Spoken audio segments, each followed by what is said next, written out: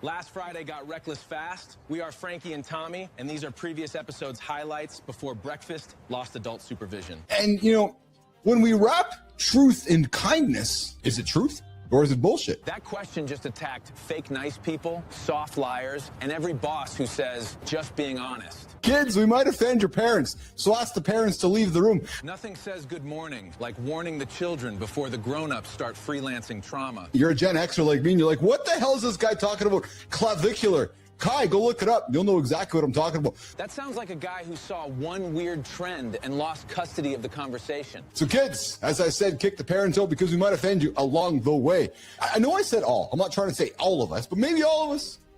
You know, whereas like, it was actually an 8, but I'm going to give it a 10 because the story sounds a little better if I give it a 10.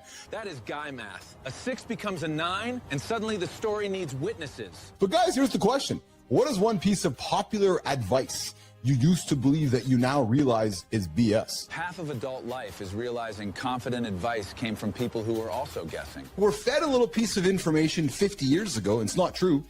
Popular advice that is BS, 5 grams of creatine. Every gym has one guy who found creatine and now talks like he cracked the Bible. Today is enough. I live in a country called Canada that has Prince Edward Island. Yeah, and there's a bridge to it.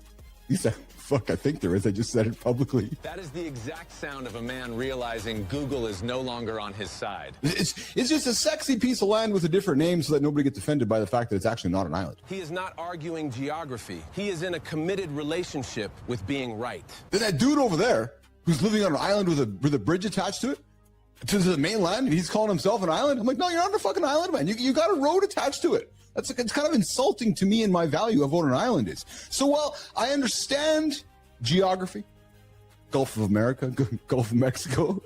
I understand how geography works, but I'm a little bit curious about the terminology because I think I'd be offended if Jimmy said he lived on an island, but he's just like, it's just like this piece of land with water around it for 98% of it, but there's now a road connecting it to the main island. Dude, you have the greatest grudge in the history of morning show hosts. That is not a grudge. That is a marriage with receipts. My mom is in the garage with Bilbo. I love it. The Gruka F5, often associated with the movie Fast and Furious. Oh, it's manufactured by Teradyne Armored Vehicles, a Canadian company that's heavily armored. Oh, Johnny, it's built on a Ford 550. But there's information there. Like I don't understand about the desert. The desert will actually, the reason it has such a hard time growing shit is because the ground has gotten so hard that the water just runs away. That desert explanation felt personal. Some of us got too hardened and stopped letting anything in. Fucking successful dude. Very much. The next gold is water. Of course water is gold. We treated the basics like shit and now act stunned at checkout. And he was just quoted this last week, and he's like, finally, like, and you'll be interested in this, Silicon Valley has woken up to building stuff for what the world needs. Silicon Valley finally wants to build what people need. Incredible. They discovered humans. You go further down this fucking rabbit hole and you realize that we were basically duped into using fucking municipal water. You hit 40 and suddenly even the faucet feels like it has secrets.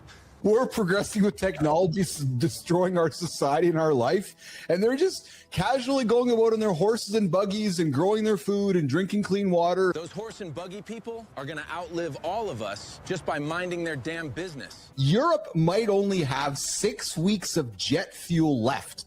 But isn't that it? It's like getting the people to believe something so they'll do it, whether it's actually backed by law or not. That is every fake rule at work. Nobody knows the law, but everybody knows the tone. I'm not a giggle, man. For two dudes who do not, let me emphasize, for two dudes who do not believe in conspiracy theories, this is a good conversation because we're keeping it down the center. Whenever someone says down the center, I immediately check where they buried the weird part. For fucking 50 years, it's like, well, they said, and then John shows up and says, build me a house with this. Oh, no, but it's against code. Well, says who? That is how most rules die. One competent bastard finally asks, says who? Always grateful for mornings and a lot of improving mind, body, spirit, finances, relationships. I mean, these fucking things come in the coolest fucking box. Like, people are like, do I get to keep this? Men will buy absolute nonsense if the box looks like Bruce Wayne shipped it. Coming up next week on Netflix, Alex Honnold quietly climbed the sphere and he didn't tell anybody. Alex Honnold hears "do not attempt" and treats it like a flirty suggestion. I'm joking, of course, not trying to provide any misinformation, but yeah, I was fascinated by that, actually. Look at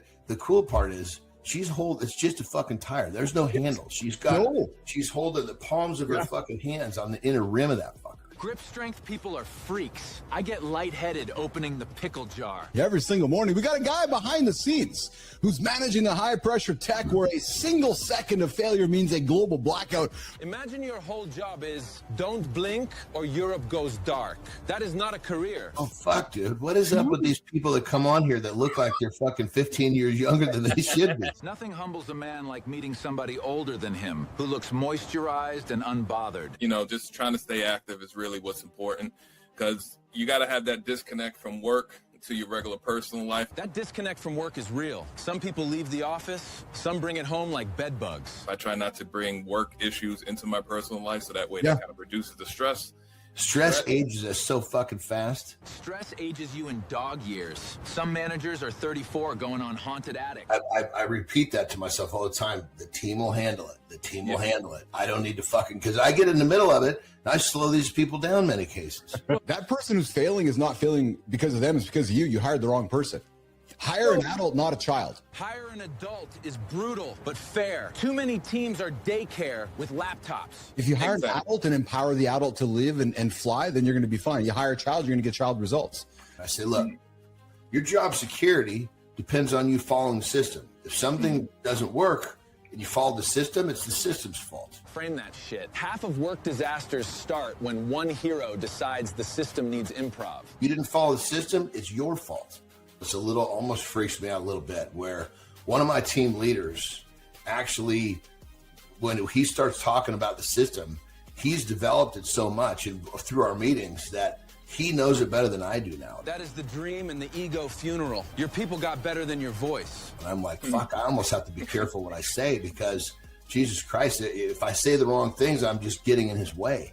I remember going to one offsite event and I was sitting in the room with my leaders and I had that kind of epiphany where I was the problem. That meeting is hell. The villain sits down and the villain has your haircut. Yeah, these fuckers know more than I do. You build killers, then get offended when they stop asking where the stapler lives. I need to get out of here. I went back to my hotel room and I sat there and I was like, oh, what the fuck? I brought everybody here and I'm actually not needed. That hotel room moment hurts, but that is the payoff. Build it so it survives your damn mood. That is the sign of an exceptional leader. Right? Listen, it happened. Reed Hastings. Let's go to the current events. Reed Hastings announced yesterday he's stepping into Netflix. He's like, I'm a chairman. I've done my job.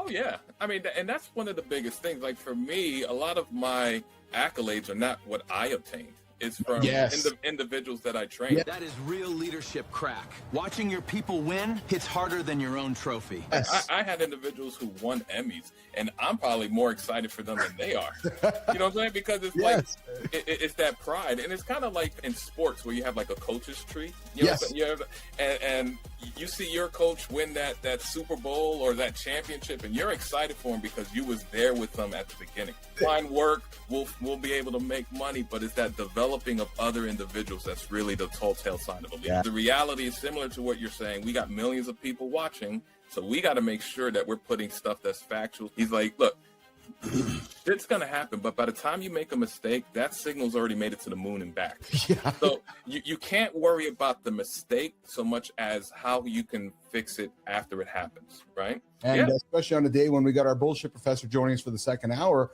how to navigate a world of misinformation. But what I find, there's always a sliver of truth in every conspiracy. Yeah. Conspiracies survive because bullshit only needs one sexy little fact to get dressed. Yeah. As long as you say it confidently, people are going to buy it. That is half the internet.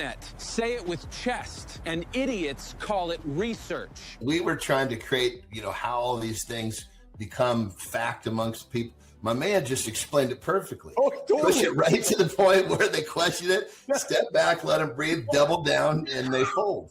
I also believe that the barrier to what clearly you're the same age as John and myself. You and I grew up in a world where, you can't make a mistake on live because the whole fucking world's going to fall apart.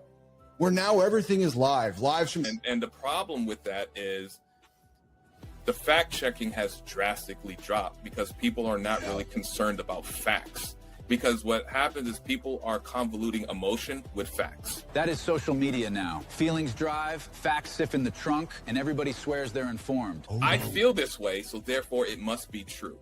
I think this is bad, so therefore it has to be bad. Can you imagine if we had social media in the 60s? How would that have drastically changed the civil rights movement? How would that have drastically changed, like, you know, George Wall and all of those things? If we had, you know, the Emmett Till stuff that occurred, if we had social media, if he was online talking about this stuff, how would that have changed the way that society views things? And would it be for the positive or the negative? That I don't really know at this point. I was just watching some fights and I just thought to myself, like, you know what? I kind of wouldn't mind being in the ring. Now, I know I'm a little older, so I probably can't be a fighter. But I was like, you know, the next best thing is being an official. It was a great experience. I enjoyed it. I still try to do it from time to time, but it's definitely not for the money. It's more so just for the experience and being there and actually being around fighters. I mean, watching a fight on TV is one thing, but being there live and being close, you know, he was saying this thing was, you only have one opportunity for anything in a fight, in life, whatever it may be. But your goal is to shape that opportunity to your strength. That fight lesson is real life. Shape the moment to your strength before panic wastes it. 520 kilogram sumo deadlift. Yeah. 1,146 pounds, man. That is sad. So I'll give you a little bit of philosophy of the deadlift. The closer your hips are to the bar, the stronger you're going to be. Only dudes can turn lifting a bar into church and make my hamstrings feel judged. You can see the bar start to bend before he even pulls. And then as soon as he feels all the tension out of his body, pow. Thank God it's Friday. How many of you sorry motherfuckers say that every Friday? If Friday is your weekly rescue plan, your job is basically robbing you politely. Jesus Christ. Aren't you tired of this shit? God damn it. Think about this. You've been saying this shit Friday after Friday. Why? Because you don't have to do the dumb shit you've been doing all fucking week. You can't wait till tomorrow. Every day should be a fucking joy. Every day should be something you look forward to. You've allowed life to pick you. You did not pick your life. That one lands. Too many people call survival a personality and routine a prison sentence. If you chose your life, you'd be doing something that you like to do every day. The pain of your reality is going to be greater than the pain of change, and you'll say, fuck it. I'm not doing this shit anymore.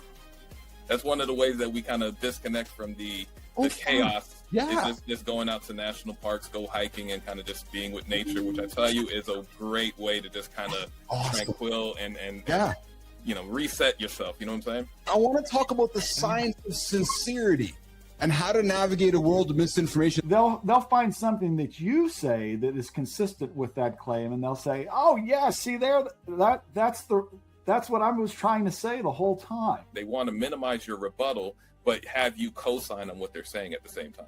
You look anywhere for any support for any claim or any side that you want, you'll find it. You'll find a group of people. You'll find another echo chamber that fits your claims. But what I think the best tool, there's two tools. One takes a lot of time. One doesn't take as much time. The one that takes a lot of time is the empirical method. Is to conduct an experiment. You know, if you really want to know what matters, what doesn't, what works, what doesn't, what's true, what's not, what's correct, what isn't, is you've got to experiment. They usually have independent lines of inquiry, and they're coming to the same conclusion. And if you can find evidence of that, where you've got multiple lines of inquiry sort of coming to the same general conclusion, that's a pretty good sign for whether or not to believe in something, to believe that something is true. Well, and you know what's interesting, boys, and we're all a similar age here. And Petro, so Anderson's going to give me grief on this one. My blanket say one, Anderson. But Petro, I would almost want to say that our mothers might have been the greatest source of our bullshitters of our life, because our moms are like, you know, go outside, you're going to catch cold, or do this. And it's these little mom's tales or wives' tales that we would learn as children that Keith and John and Petro and Ramon grow up with over time. Like, we can almost think that you know what I'm saying? Like, Petro, I'm having some fun with this, but Mums might be the biggest source of bullshit as ever. The quintessential bullshit from mom, though, has got to be, if you keep jerking off, you're going to go blind. I mean, where is there any evidence? Does anyone have any evidence that that's true? To be honest with you, what's really kind of concerning to me is just the divide and tribalism that is occurring in society right now. And I know it's always been there, but now it just seems to be more dramatic and more drastic. All-time high, man. People don't want to do research. They just want to be told what to think. It's like there's actually two countries living in one space. Who? Yeah. Who? When? Where? How? Who? Never know who they are. People say. Yeah. People say. Yeah. People say. How many? Yeah. How many people? Yeah, people that I don't want to listen to. Everybody, I got time for this. Oh. How do you know how much time you have? And that's the biggest thing. It was like when the muffin top on girls became acceptable. How did fucking fat hanging over a fucking belt line become appealing? Muffin top. Are you fucking kidding me? I was gonna say they don't even fucking realize how bad they feel because it's been so long since they felt good. You just. I can talk to this person and not really talk to them. I feel that the art of communication is slowly dwindling. It's the cell phone or the handheld device, I should say, is more than just a phone. It's going to be like fucking heroin, meaning there's going to be the people that are fucking walking around doing heroin and the people that actually use these things for the good. It's going to separate walks of life drastically. Because, I mean, if you is your phone using you or are you using your phone?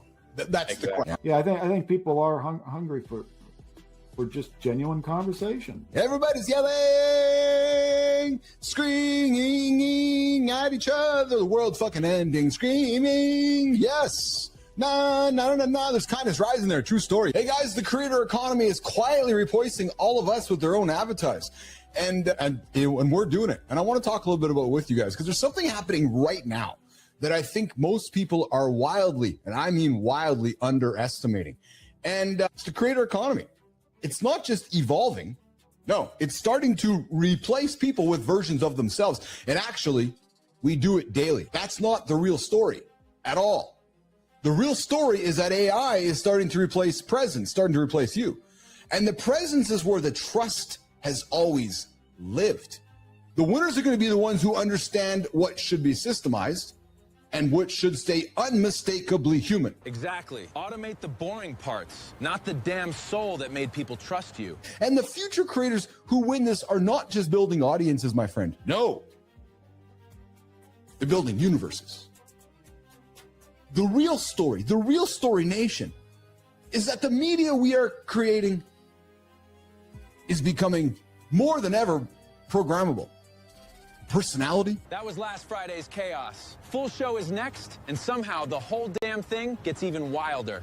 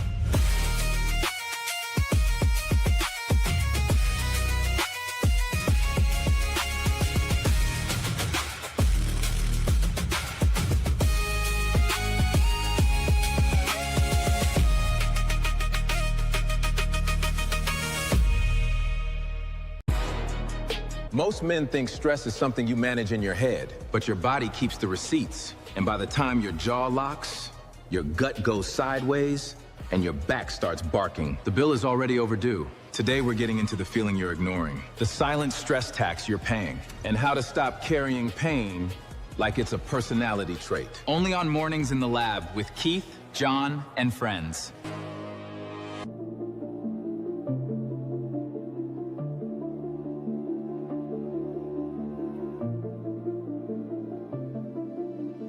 Good morning and welcome back to Mornings in the Lab with Keith, John, and friends. Your live morning show for real talk, motivating content, and big conversations. Come hit the like, come subscribe, and come jump into the comments. Come check into the show. Come say hello. Mornings.live over on the Mornings in the Lab Live Network. Get up, build a streak, and show us your proof that you are up.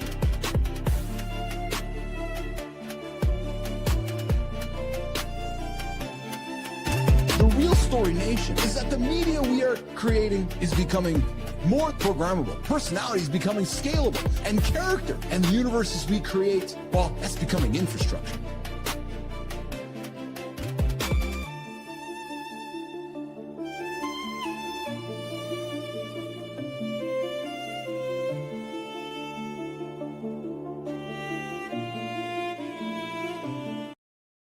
Hey, you know, stress alone isn't dangerous. No way, baby. It's how people have gotten so used to being wound tight, especially on a Monday, exhausted, half numb, they call it normal. So today, we're going to drag that quiet damage into the light. We're going to talk about what it actually takes to reset your nervous system, your habits, and your head. Oh yeah, your head, baby.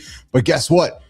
But first, welcome back to Mornings in the Lab with Keith, John, Jimmy, Kai, Melissa, and everybody else this morning on the big show we call Mornings in the Lab with Keith, John, and friends. Your live dose of real talk, motivating content, and entertaining content. Good conversation that help you start your day right with a little bit of momentum, some perspective, and just enough heat to wake your ass up out of bed and off that couch. Hey, first things first, nation, deep breath. This is an R-rated experience. Yes, it is, baby. Sometimes it delves, as ChatGPT would say, it delves into the world of X-rated experiences and X-rated conversations. So if you got the kids around, kids, welcome to the show. Parents, we'll see you later. And hey, if you got someone who gets offended by that kind of conversation, stick around. I'd love to offend you. Hey, if you are lurking, you're creeping, you're pretending. I know Matt Roof is a good morning, Stash Man. Check in with us. If you checked into the show, mornings.live. Come in, show your proof, tell us you're up and awake, and check on out the morning poll that Akai is hanging off of today. How do you usually react when you hit a wall of extreme stress during the week? Woo! I'm sweating right now. I had extreme stress about 8 minutes ago during my last 2-minute max ride on the bike. Zone 7, going all out, looking at my watch, and I'm just brooding with sweat right now. So when you're stressed, what do?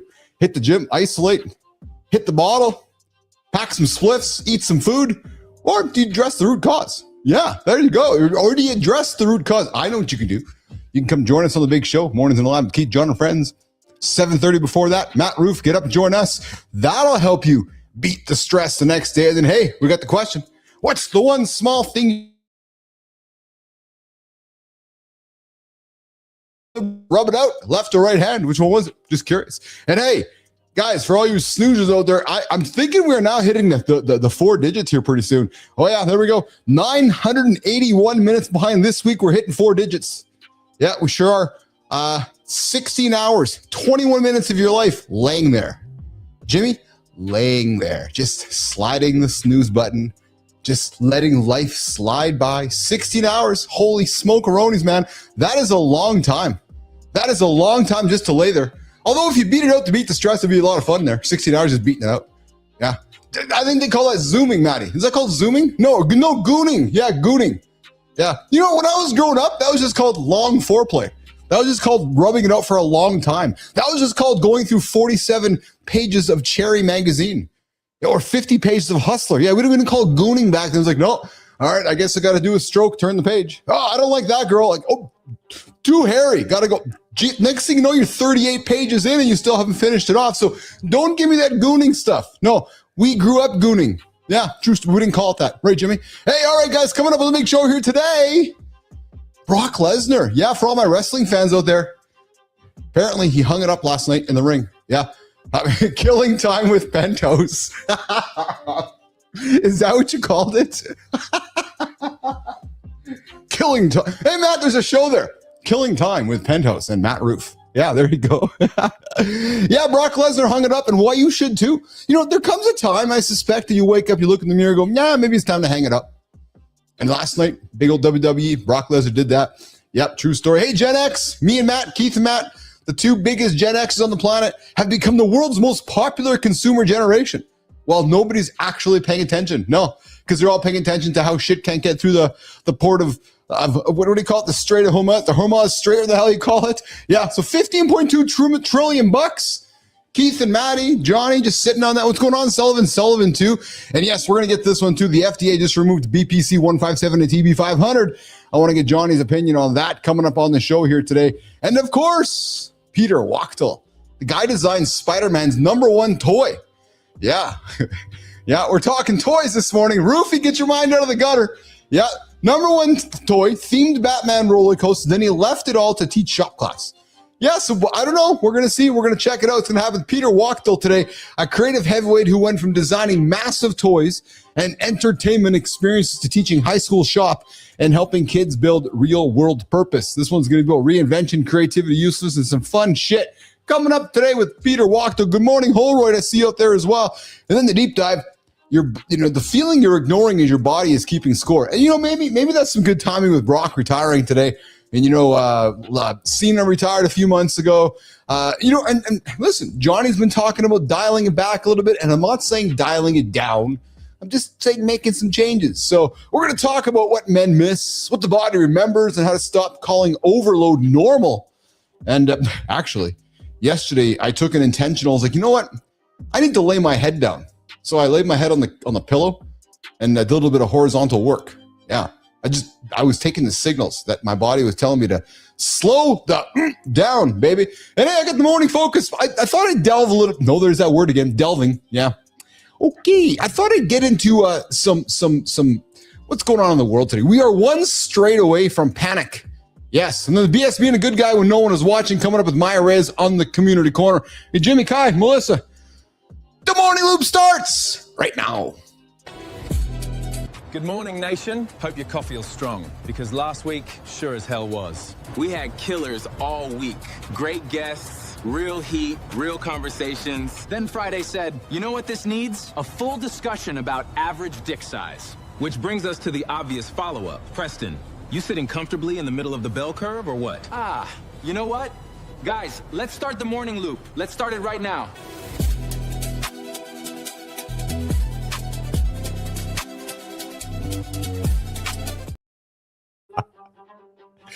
Yeah, sitting right in the middle of the bell curve, we got Preston. Hey guys, 5.5 inches. Jimmy, 5.5 inches. Yeah, on Friday, we dispelled every myth on the planet. How long everybody is. No, I'm talking about girth. Jimmy, they're all thinking like this, eh? Hey, Jim, they're all thinking, oh my God, Keith's talking about length. No, guys, talking about girth. Yeah, 5.5 inches of the girth, man. The big old culvert. Yeah, that's it. We're talking culverts this morning on Mornings in the Lab with Keith, John, friends, and Jimmy.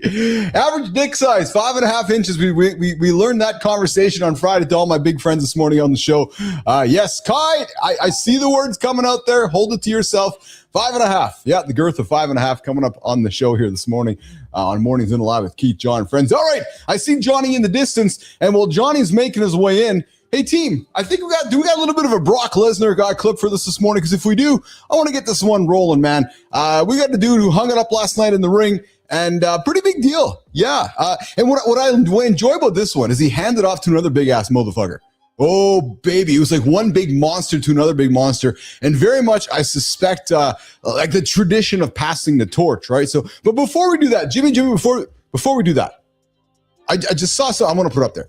Since Drew has left, the phone lines have been quite quiet, Jimmy. So maybe we got to re-emphasize the getting the phone lines open again. Yeah, but the old handsome chief is quietly just wondering where all the phones are, where all the people are. Good morning, Petro. I see you out there, brother. Hey, 431-300-3005. That'll join the show. That's 431-300-3005. Come send me a text. Come leave a voicemail, or come call me. And hey, tomorrow Brianna Bass is joining us on the show. Would love to hear from you guys, to know what you guys got comments or questions about Brianna. I think I got a topic for tomorrow. Oh, I think it has something to do with kids and sex. And the fact that when kids come around, sex seems to die. We're going to have, unless you're Keith and Johnny. Yeah, true story. Yeah, 100%. All right, Jimmy, you got a Brock Lesnar clip for me? Let's get this one rolling. Let's get the show started right now. A 48-year-old man left his boots in the middle of the ring last night, and it said more than most retirement speeches ever could. Brock Lesnar lost to Obafemi at WrestleMania 42, pulled off his gloves, removed his boots, and walked away for good. Every man's carrying boots he should have left in the ring a long time ago. That's the conversation. This is pretty big news for all my wrestling fans out there. And I know, I'm this to me is pretty awesome. I get goosebumps and chicken skin when I see moments like this. I know it's a sport that a lot of people kind of roll their eyes at and poke holes, poke theirs. I don't care. These guys put the work in. This dude has shown really an entire career of just getting after it and putting the work in. And yesterday he succumbed in the ring to another fellow, Obafemi. And, as the tradition rolls, they hand off one belt to the other, one big guy to the other big guy. And speaking of big guys, I see Johnny showing up here. We're going to bring him in here. But what a moment, man. What an absolute moment in the ring last night with Heyman and Brock handing over the torch to Obafemi. And I suspect, because of I'm not going to get into the bullshit of it all, but I suspect because of some of the crap happening on the legal side of things, it was just a good time for Brock to exit. And I got nothing but props for how that happened. But let's keep the conversation going with the young man, my brother from another mother, the man who I have a lot of love for, immense love for. His name is John Anderson.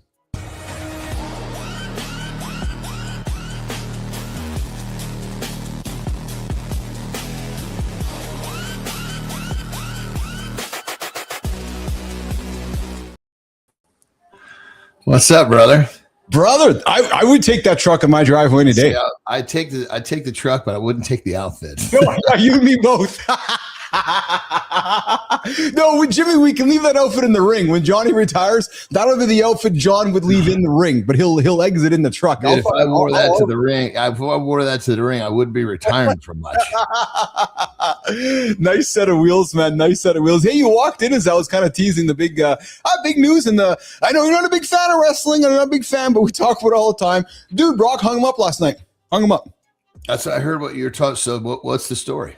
Yeah, well, you know what I love about it, because, and I know you get this too, because you've taught me and I've been around to watch enough of it. It's the old I'll get the inside scoop from one of my buddies. They'll be, they're basically slowly making their way to Raw. That's right? It, yeah. So I'll kind of hear the inside scoop, but funny enough, I've never watched a WrestleMania live. Ever. Oh, no kidding, eh? No kidding. I you know what? I got to be honest, man. I thoroughly enjoy it because of the entertainment factor, the athletics. It's fucking great. It's great. I've watched a lot of them on tape. Yes, of course. Studying. Yes. No. Oh, yeah. Of course you would have. Yeah. But Johnny, he hung up last night. He basically he handed the torch. And this is what I enjoy about this kind of sport. He handed the torch to Obafemi. The other, he's a big mother. He's basically like a Brock Lesnar, reincarnate. Big dude, Obi. They had a match last night. He handed it over, and that was his final scene. Left his boots in the ring, and Paul Heyman came up. They had a hug. He had some tears, and he exited. And just really cool, man. Just a cool moment for everybody at the stadium last night. A cool moment for the sport. It was in Vegas, right? It was, yeah. 2 nights. And then Roman Reigns. That's fucking great. That's a great stadium for something like that. Yeah, I bet. So I mean, it's just the town is perfect. It's terrible for the fucking Raiders, but great for one time, because half the fucking time it's the team from. We get more visitors in that stadium than ever. It's the biggest transient town, right? So they didn't think that through very well. You play the home team, and you're actually playing half of the away people half the way. Right? They never get that fucking chant. They never that hometown thing. I know. I suspect, just a quick little digression. I suspect this year has a little bit to do with some of the some of the legal bullshit with that Vince McMahon, all that. But I don't want to get into. But there's a bunch of crap happening over there. I don't even know what's up with that. What's up with that? So there was a young lady who accused McMahon and Brock and a bunch of the folks at WWE of just a bunch of bad, horrible stuff, and that's going and it's making its way through the courts. So here's what I suspect. While it's making its way through the courts, Brock was named part of that. I suspect this was a way to end a storyline, give him his way to get out, and then that just. It's just a way to tie loose ends up. Again, we don't want to talk the bullshit. There's bullshit over there that I suspect that was part of the reason for last night too. Well, he's also he's what, 48? Yeah, you're right. Yeah, 48, 49. Yeah, so kind of hang it up. That's about the age when you start hanging shit up for a big guy. Yeah, well, exactly. It's funny, John, because today's big show title was "The Feeling You're Ignoring As Your Body's Keeping Score." You even talked to yourself about changing.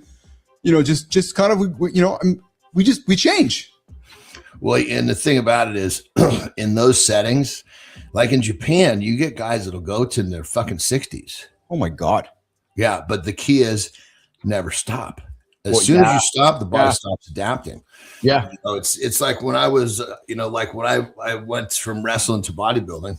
Yeah. I wasn't stopping wrestling, but I had a few different times I went back and did some matches, and yes. Oh, dude, my body forgot all about the fucking ring work. I mean, a couple of bumps, and I was like, "Oh my God, I can't believe I used to fucking do this for weeks on end." Oh, yeah, no kidding. I took one bump one night in one show. It was basically a one show deal. Went all the way to New Zealand. Yeah. Right? Oh shit. Yeah. One fucking bump, dude. I was so fucking sore, I couldn't believe it. Hold on, you went all the way to Zealand for one bump, big check, and came home. Yeah, bump meaning that's how you hit the. That's how you. I know. That's what I know. I understand that. But you flew to New Zealand, one bump, paycheck, came home.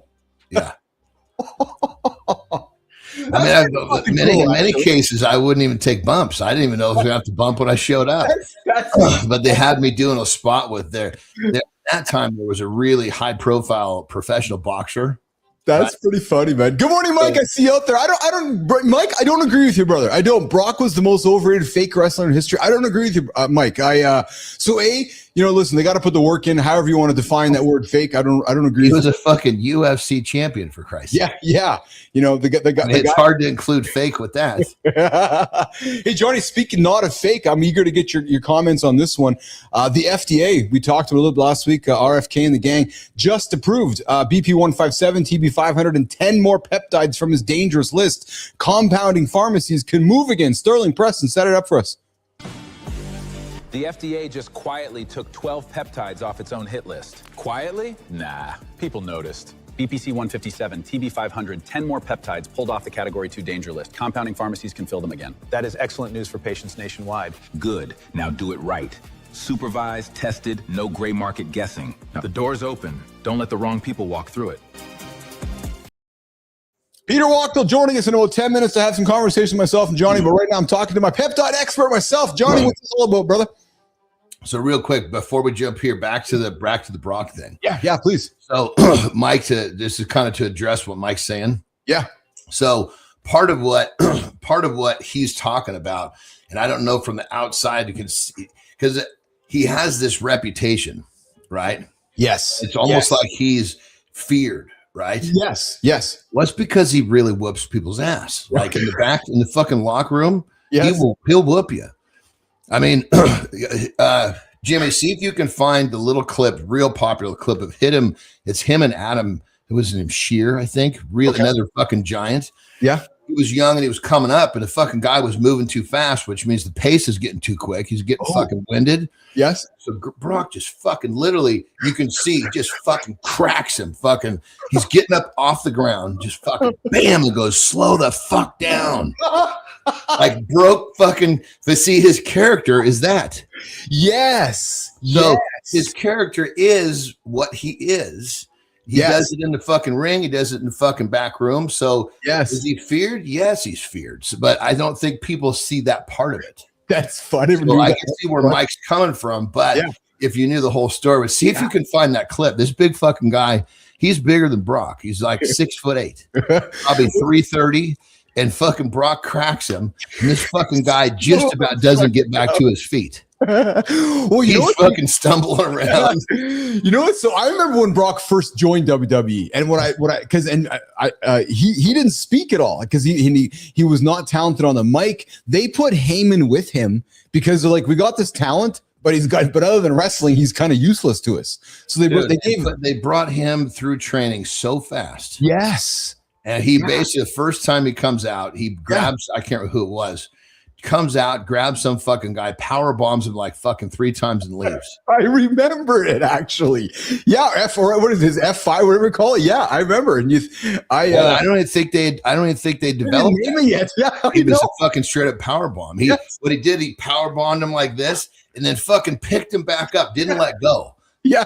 Normally, you fucking wheel someone up. He just fucking boom, kept his legs, picked him back up, brought him all the way. You know how fucking difficult that is? And then he left. Yes. But on that level, one of the reasons why they could do that is because he came through the NC2A tournament. Yeah. And legitimate college wrestling, just was like this fucking creature. He was making ESPN headlines. Yes. As a fucking college wrestler. How fucking that is so rare. It's so cool doing it. Well, yeah, and then we had the Kurt Angle. Like, so they crossed over too. You had Angle and Lesnar, so two like specimens in the ring, legitimate wrestlers putting in the time, and they actually did a legit wrestling match. Yes, and then you add Cena to the mix there, and you got those 3 guys, 3 super talented guys. So wasn't surprised that Brock hung him up last night. And whatever we want to think of is called hanging him up, right? Because that's in that sport it seems to be somewhat open ended. Yeah, but back to the Peps. It's fucking great news. Let's say Peps. I'm so used to talking cryptically. Yeah. It was great fucking news. I mean, BPC 157. Yes. Yes. That one right there. I don't know if I gave you the final update on my fucking dog, dude. No, you did not. No. Remember I told you what I was doing? Yeah, yes, you did. Yeah, you're giving your dog BPC 157. Yeah, for his ear. Yeah, that's right. Yeah. Right? Yeah. So he's been done now for a month. Yeah. Just shy of a month, 3 weeks. Yeah. It's not coming back. No shit. Yeah. We have never stopped a medication ever and had it not come back in 7 to 10 days ever. Wow. Yeah. He still comes up. He likes the ear massage now. He used to love ear massages. Yeah. Yeah. But his ears were so fucked up, we couldn't touch him for years. Wow. Isn't that crazy? So that is crazy. And that's an ear infection. So, I mean, I think with these things becoming the ones that RFK just cut loose, I think the bottom line is that we're finding that there's so much more power in these things. I mean, they're so, we know a lot about them, but we're going to learn so much more moving forward. 100%. Good morning, Aaron Teagle. Good to see you, brother. Good to have you in the community this morning. You're hanging out with myself and John Anderson this morning on Mornings in the Lab with Keith, John, and friends. We just wrapped up our chat, and we'll weave it through the whole show today. Brock Lesnar hung him up in the ring last night. So, John, peptides. So, what does it mean, though? Like, what does it mean? Does it mean you're a simple guy? So, talk. Good morning, Whitaker from the ocean. Really? Fuck, really? What, Johnny? The Whitakers are out there cruising, but they're joining us this morning, so we'll send them. Oh, right, that's right. They're on a cruise. What's up? That's right. Very nice. So, John, what does it mean? Black and white. Simplify it for me. Like, so, what is a peptide? No, what is this like these new rules that the FDA is walking back on? RFK's in the news. Like, so I'm going to sound over. Can I just walk into a pharmacy and buy this now, or how, what are these new rules? No, I don't believe it's that. I believe it's now they're starting to lift restrictions on. I mean, it could turn it. I don't know. I mean, this is, keep in mind, this is the first headline. Yeah, and it's moving a lot. Yeah. So, but for you in the business, just like we talk about, you can't get sucked into the headlines. Just give you a direction of movement. So for you in the business, this is good for you, though, right? Oh, anytime they loosen the reins, that means they're taking less pressure off the system. Yeah. I'm sure. I'm with you, whole radio. Yeah, I'm absolutely with you. This is going to be fucking great because people ask me all the time, especially with our new business, which is fucking jamming already. Yes. Yeah. They ask me, is this legal? And my answer is right now it is. Mm-hmm. Because I can't answer that question in 10 years, but right now it is. Yes. Yeah. Well, with stuff like this coming, I think that question will slow down. Oh, so yeah. Well, and however the politics align with it too, because before we get into this next conversation, we have talked about vaccines on this show, and it's not lost upon me that the politics of that conversation, for the longest time, this administration has been anti. Now they're bringing a new administrative in the CDC who might be talking about maybe we will accept vaccines as part of people's usage. My point is that politics assuage everything. But hey, Johnny, there's always money behind those politics. That's exactly. Speaking of, did you see the thing with fucking Rogan and Trump? What's it, Ibogaine? So there's this fucking. Yes. Talk about it. It has like, I don't know much about it other than the fact that 80% of people that are fucking addicted to opiates take this. Yep. And they're better. The first fucking dose. Yes. And so somehow, I guess Rogan is having it sounded like a text conversation with Trump, which wouldn't surprise me because Trump's smart. He gets himself connected to people, who will web out into, his supporters. He's creating new supporters. 100%. Yeah. Anyway, so basically the clip I saw, Rogan was talking about the text. He says he sent it over, and the text responding was, "Sounds great. Let's do it. Would you like FDA approval?" And then next thing you know, they're all standing. They got the fucking panel of politics, Rogan in the middle, president sitting at his fucking desk, getting ready to sign something.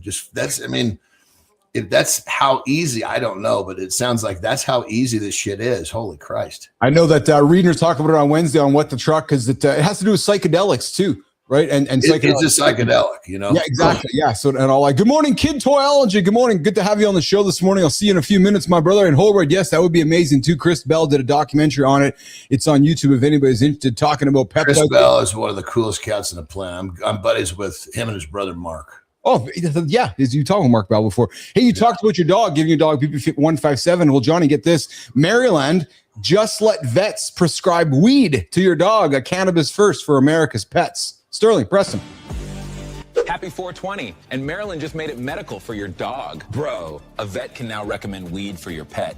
Legally. Before this, a vet could lose their license just for having the conversation. That's not caution. That's a gag order. Your dog might get a cannabis recommendation before your insurance covers yours. Governor Wes Moore signed it. Maryland is the first state to protect vets who recommend cannabis for animals.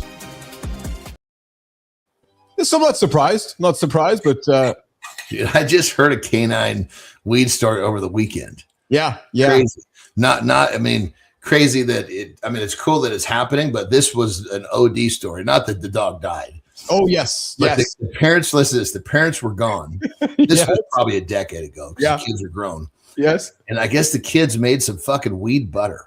Oh, my God. And I don't know, somehow a bunch of that weed butter ended up in the fucking garbage. And the dogs caught a wind of that, got in the garbage and fucking ate it all. Oh my God. And they were just fucked up, I guess. Like couldn't even fucking walk. Let's talk dogs and weed for a quick second, because I want to lean into this. So first of all, to those that hang out with me often know I love my cannabis. To those that know me, I also know I love my dogs. And I always tell myself this. I grew up a Cheech and Chong like you did. And if you remember that one Cheech and Chong episode where the dog ate the entire bag of fucking weed and he was walking around like a stoner dog, and he was and then they were smoking big fucking rolls of dog shit.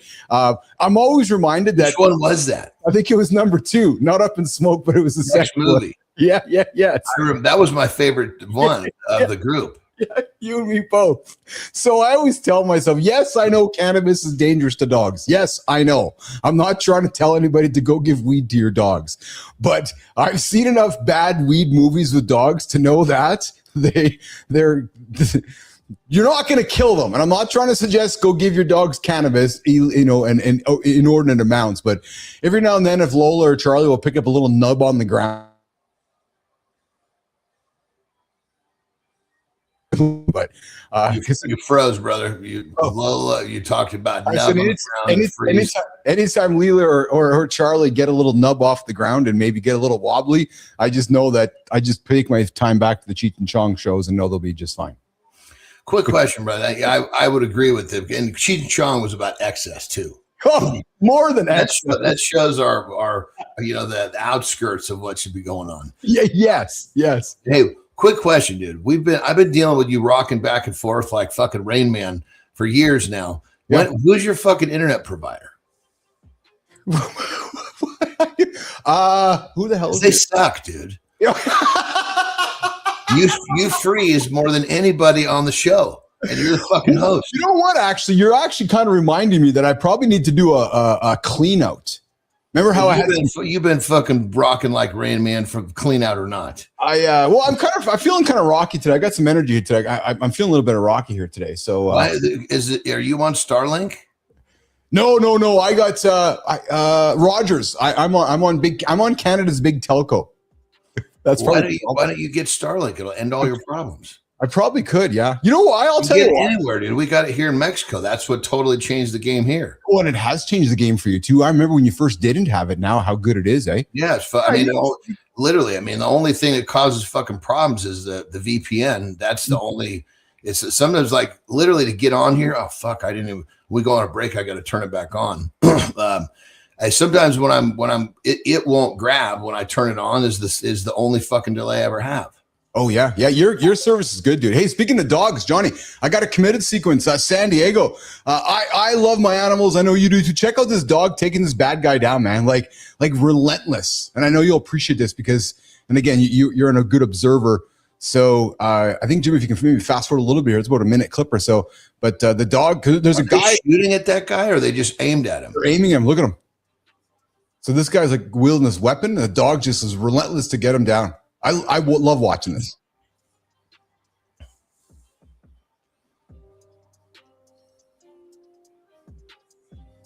Wow. You know, when those dogs like, look at that, eh? Took him to the ground. When those service dogs die, they treat him like a true officer. As they should. Yeah. Fucking rights, as they absolutely should. But to see him take, like, he actually took the guy down, and you see how he took him down by the arm, like almost like an arm hold, eh? Like he took his arm. It was like he was. I think that's what they train him to do. Is once they got a hold of your arm, you're fucking pretty hot. You know, when you see them training, they're always putting up that big fat arm. Yeah. Hey, before we welcome Peter and how was your weekend? It was good. Yeah, it was a good weekend. We had yesterday was another beach volley. Sunday's been this beach volleyball tournament, which is pretty cool. Yeah. Had some sun. Terry paddleboarded. I watched the tournament with some friends, and nice. Then, good afternoon and early evening of life expectancy work was fun. We kicked that off about 3:30. Yes. Yeah. That gives me time enough to get to bed on time. That's. I'm going to clock some life expectancy work, and today is my plan actually as well. So, and then we actually, funny enough, it's just you hear the green thumb in me. We got these really fucking cool vines, right? Yeah. My brother went to my brother's for dinner somewhere during the week, and he had this fucking vine, and we're like, holy shit, what is that? It was growing all over this lattice. So we have 4 different lattices here on this property. Anyway, so where we put these vines is going to grow up and cover the it just makes like the courtyard area. It's going to make it so fucking lush, man. It's going to be cool. I got to be honest with you, brother. I never suspected when I put this show together, and I never suspected when I met you, never suspected when I first started getting to know you. I never suspected as we started spending time together that we would ever use the word lattice on our show. What would the substitution be? Trellis? I mean, what the fuck? Of course, homonym. What is that? A homonym or synonym? What is it? Homonym, right? Is that what it is? You mean 2 words that mean the same thing? Yeah, is that what it is? Kind of like dumb and dumb fuck. Like you fucking using lattice. Jimmy, we're now using lattice on our show. Good morning, mornings. Hold on. I gotta know what is so fucking weird about lattice. Well, it's just not a word that we use often, and so it's just not. It's not a word we often use in our communication. The fact that you're now like you're this big burly muscle man. Yes, I'm growing vines on my lattice. Would it be better if I said on my trellis? I'm just having fun with our word. No. I'm just surprised that the word lattice got so much of a. Even if we use the word trellis on our show, I'd be like, oh, we're talking. So next thing you know, mornings in the live with Keith John, watching birds from their trellis while they're growing vines. We talked about watching birds too. I know we did. We are officially getting really old in front of everybody on the show. Hey, do you like charcuterie boards? We actually just got our middle daughter a really nice charcuterie board. I mean, the problem with the charcuterie board is most of what goes on that fucker I don't eat. Yeah, yes, I know you don't. Yes. So do I like them? I mean, I don't know. I don't think there's a like or a dislike. It's just one of those other things in life that I don't pay much attention to. Well, I got a dude here who's got so I don't know why the fuck you'd have a Guinness World Record, but I got a guy who's got a Guinness World Record for building a charcuterie board longer than 2 blue whales. Good for fucking him. Johnny, Jimmy, let's bring him up. Peter Wachtel this morning on Mornings in the Lab with Keith, John, and friends. Somewhere in your house, there's a box you haven't opened in years. Inside, it is a toy you loved so much, the paint wore off the edges. You probably never thought about the person who designed it. Someone did, though. They sat at a desk and imagined it for you. For 30 years, that person was Peter. In the mid-1990s, he designed a superhero action figure that became the #1 seller in its line. Then he went bigger. He themed the Batman and Viper roller coasters at Six Flags Great Adventure. He designed 500 products across toys, entertainment, and live experiences. One of his inventions even landed him on late-night television. Then, in 2016, he walked away from all of it. He took a job teaching shop class at a California high school. Today, his students design for Mattel, Universal Studios, and the Santa Barbara Zoo. Hundreds of them have moved on to college. In 2023, his class built the longest charcuterie board in the world. It stretched over 204 feet. He's in his 60s now, finishing a doctorate on Ikigai and the bridge between white-collar and blue-collar careers. Peter, welcome. This is going to be a fun one. Johnny, Peter Wachtel joining us this morning on Mornings in the Lab with Keith, John, and friends with the world's biggest charcuterie board. What's up, Peter Wachtel? Hey, welcome, Keith. Welcome, John. Thank you for having me. That was quite an introduction. I that's like a movie theater. Like I couldn't believe that. That's well. amazing. See, if we like you, you're going to get a good one. If we're going to fuck you, you get a terrible one.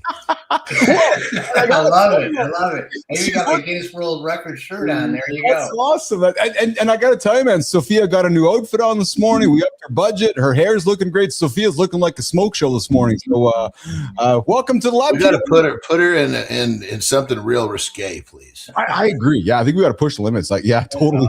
Yeah. Peter, where are you joining us from this morning? Oh, thank you. Thank you for having me. So I'm not as buff as John there. It looks like he works out a little bit. I mean, just a couple days, yeah. Bit. I don't know if I got as much as he does, but I'm glad. And you guys were talking about dogs earlier, so I brought something along with me. I invented this about a year and a half ago. It's called Batter Fetch, and it's for dogs, obviously. And It's got foam balls in here, and you can shoot it like you go like this and go. Oh, there we go. How far will it go? You shoot it, but you can also throw it up in the air and bat it, and then you don't have to touch the ball. You just go, and it goes sucks right in. So right there, batter fetch. And I'm not trying to get any free advertisement, but I just thought, I'm a toy designer. Brother, you fucking better be trying to get some fucking free advertising. What's wrong with you? Well, free advertising. Are you guys? When you shoot that ball, how far does it go? It goes maybe like 20, 25. What's that, Peter? Are you guys in Canada? I think Peter. I can hear him. It's back to your great internet service, brother. No, I'm good here too. I'm fine. Okay. Can you guys hear me now? Peter, where are you joining us from today? I'm in Camarillo, California. Where is that? That is, if you know where Los Angeles is, we're about maybe 45 miles north of there. Oh, okay. Yeah. Which highway are you close to? The 5 or 101? 101. Okay. Yeah. Gotcha. Where are you guys at? Are you guys in Canada or where are you guys at? Keith is. I'm sure you can tell the little weirdo. You can always tell the Canadians. How about them Sabres last night? beating the he Bruins. dropped off. I was just busting his ass about internet, and then this happens. I love it. He did freeze. I swear, I saw him freeze. I know he did. He freezes a lot. I would keep telling him to get some better service. Oh my gosh. So tell me about the charcuterie board, brother. Oh yeah, I'll tell you a little bit about that. So basically, like I designed toys and stuff, theme parks. Well, actually, let me rephrase that, brother. How did you get the idea to make the longest one to make a record out of it? Now that's a good idea. I'll give you an answer to that. So a while back, I won this prize, this teaching prize from the Harbor Freight Tools for Schools. And we got together over the summer in Colorado, and we were just thinking about what's next, what can we bring to our program. And even though I'm a architecture, product design, wood shop teacher, I was thinking, like what can we do in wood that's like worldwide, that's like amazing. So I started thinking wood, and then I just Googled like Guinness World Record of wood, and I'm like, oh, look at that, there's a charcuterie board. And I'm like, oh, that's pretty cool. So I call it cutting board, but whatever. So then we started looking at it, and I started contacting Guinness and say, hey, like, what's the record? What's the criteria you got to follow? How long does that have to be? How thick does that have to be? Why? And then when I got back to school after the summer, I asked my students, I go, hey, you guys want to do this? And interestingly enough, we were redoing our new gym bleachers. So we took all the wood from our gym bleachers. So you repurposed. That's actually that's really cool. Yeah. And then the problem is that Guinness isn't free. A lot of people think, oh, I just set a record and there you go. But for their Guinness likeness and all that fun stuff, it came out to quite a bit of money. So we had to do a GoFundMe. But I had periods. That's an interesting question. What does it take? What do you have to pay to hold a record in Guinness? It depends on what it is. I mean, they have different tiers, but we wanted, an adjudicator to come down. We wanted official. We had to get an official measurer. So we got the Carpenters Union down. So I had all these contacts. We couldn't actually, my school cafeteria couldn't actually make the food. We had to actually chop it up from another school's culinary program, which was kind of interesting. Had it covered, so the birds don't come by and do that. And then people couldn't eat right off of it. So we had to give it to them and stuff. Ended up being 550 pounds of food. But Jesus Christ. So yeah, it was an undertaking. But this is like that. This is like that. Almost like buying a real expensive car. The buying, it's the easy part. It's the fucking taking care of it. It's the expensive part. Yeah, so the idea the wood, you thought you were covered with the wood, but now all this other shit's popping up.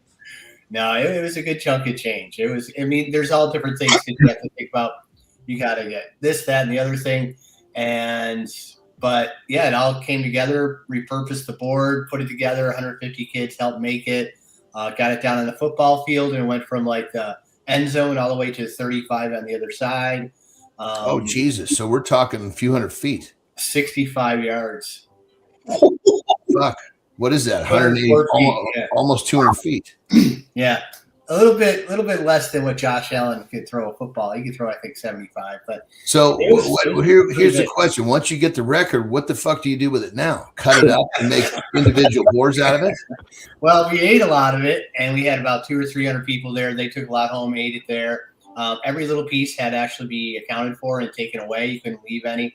We gave I'm talking about the board. Yeah. I'm sure the food was easy to get rid of. It's fucking food. But I got this 200-foot long charcuterie. What do you cut it individual? Everybody takes a piece or something? Well, that'd be a good idea. Well, actually, what we did is after it was done, we did dismantle it because we couldn't have this one big tree that's 65 yards long. So we did take it apart. And then the people that donated for our funding and everything like that, they got a personalized charcuterie board with their name on it, Guinness World Record. That's cool. Yeah, that stuff. And we gave around 200 or 300 of those away. And then the rest of it, we just repurposed and we used for other things like that. And then, interestingly enough, we held the record for almost a year. But then someone in Canada beat us. So we had the record for almost a year. But that's why I don't like the Canadians. Good morning. This morning, Johnny, I appreciate that while I was out getting shit. So fix your internet. Hey, Johnny, I found something. So Peter Walker was busy last week, and I don't know if he's going to be talking about it this morning. I'm not sure if he's comfortable talking about it, but John, well, Jimmy, let's just put this on the table, man, because I got to ask Peter about this because Peter, we caught you. Jimmy, run the clip. A man replaced Lego sets with pasta and got $34,000 back from Target. 70 times. Nobody checked the box. He weight matched the pasta to the original Lego pieces so the box passed every quick check at the return counter. That's not a scam.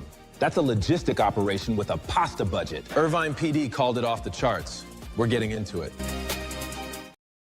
So, Peter, there's a dude wandering around the United States who's buying Lego boxes, taking them home, building the Lego, Johnny, with his smart brain, and then putting all that positive energy and replacing the box of Lego with pasta, and then taking the box back to the store and getting his money back. And then, all right, how much does a fucking box of Legos cost, for God's sake?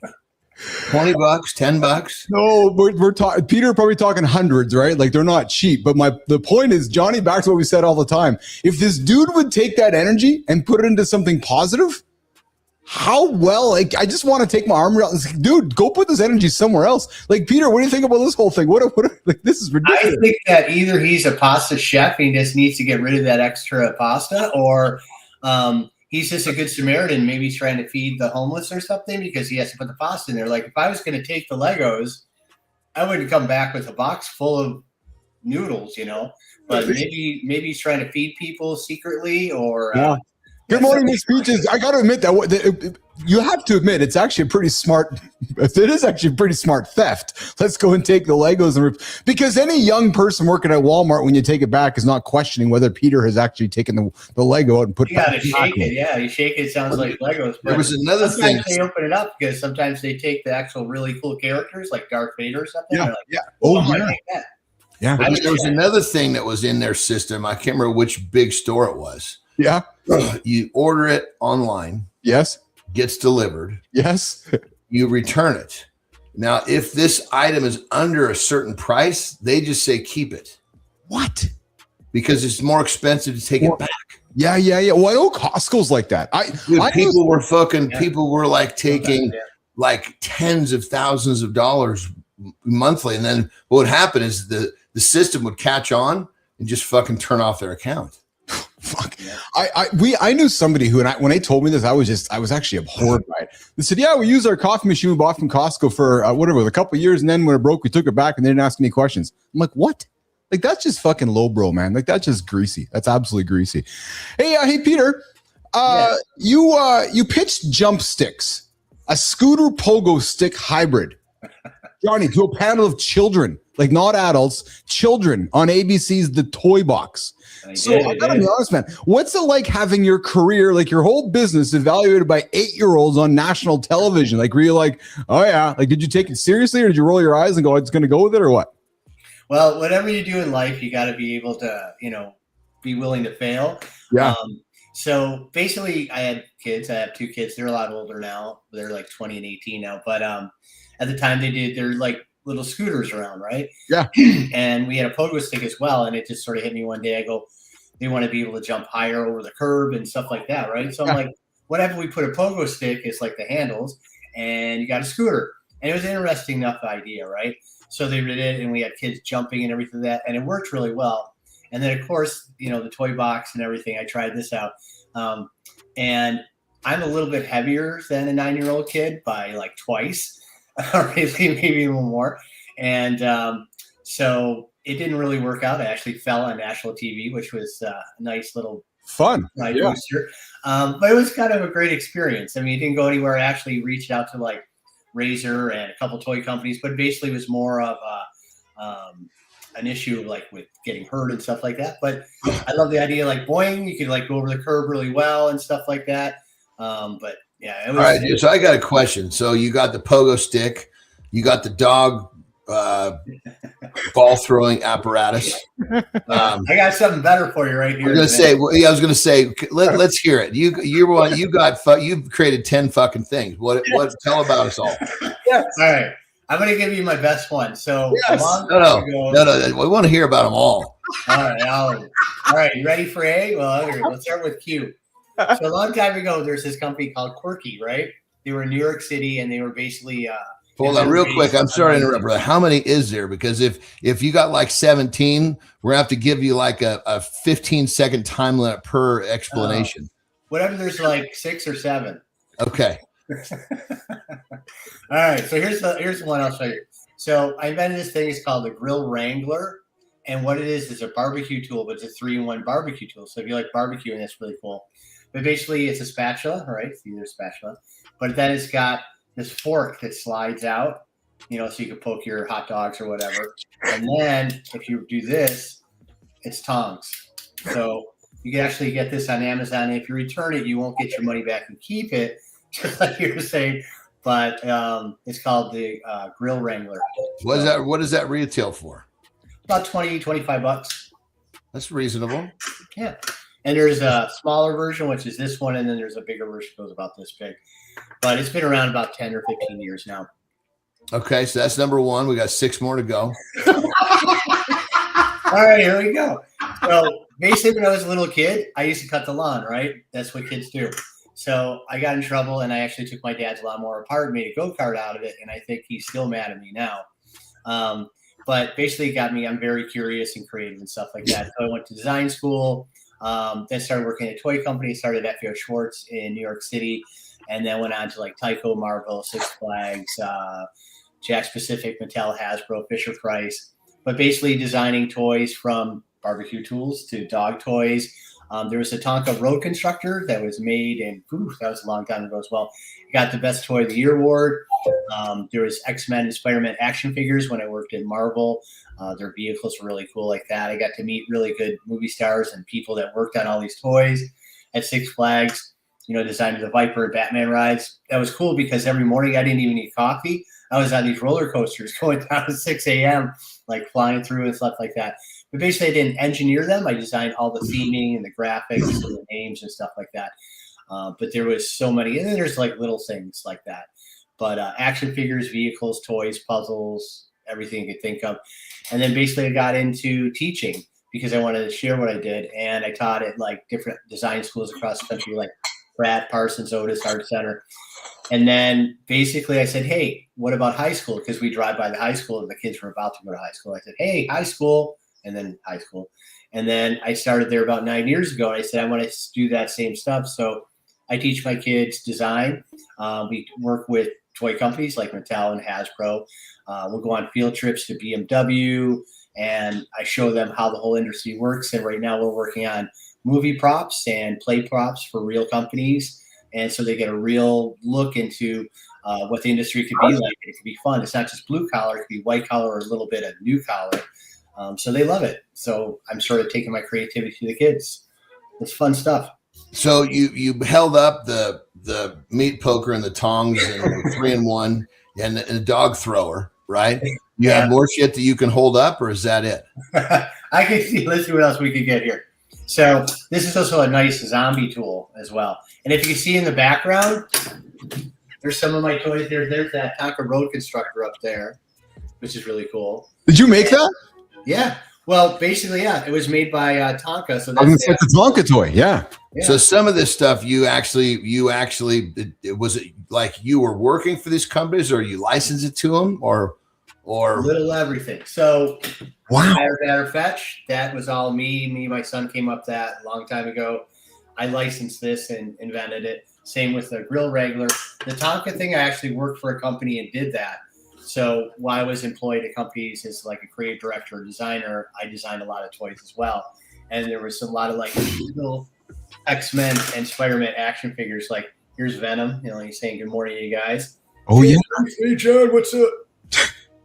So $1 million question is literally the $1 million question. Have any of these made millions of dollars in your pocket? So that's a trade secret, but I could just say that I have a house, I have a wife, I have 2 kids, a dog, a pool. Used to have a camper. I have a nice car. And well, brother, forgive me. I know a lot of security guards that have all that. How does that work though, Peter? You sell and then you get a licensing kind of fee. We don't need the number. Is that how it kind of works though? Like you get a percentage of sales? Yeah, I mean, but it's sort of like the reason I say this, Peter, is because I guarantee you there are people listening going, fuck, I have ideas. I want to try to bring it to market. So I'm just trying to get a little bit of a roadmap here. And of course, if they can glimpse it, holy shit, this fucking guy made some bank. I need to fucking stop being afraid of what people are going to say about what I'm doing and just fucking do it. Well, all right.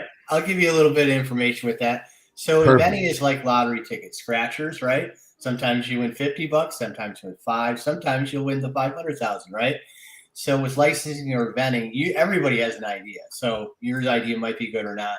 But one thing I suggest is provisional patents. They're like maybe $110. Protect your idea for a year and then show it to as many companies as you can. But don't say that you have the best idea in the world. They'll be the judge of that, because unless you're going to make it yourself and distribute it and sale and marketing and take returns in and any lawsuits that might come in, companies are best suited for this because they already have lawyers and distribution, everything set up, right? And they'll give you a percentage. Usually it's 5% of it's on TV, 2.5 of it's just wholesale and being mailed, which isn't that much if you think about it. But if you had a Cabbage Patch doll or a Furby, that's millions of dollars. However, if you invent like 5, 10, 15, 20 things, and here's the thing with today's and they're all making you a few grand a month, you're pretty fucking happy. It's not bad. I mean, you're not a million trillionaire, but here's the thing. In the olden days, like when we were kids, toys and products stayed on the market 5, 10 years, right?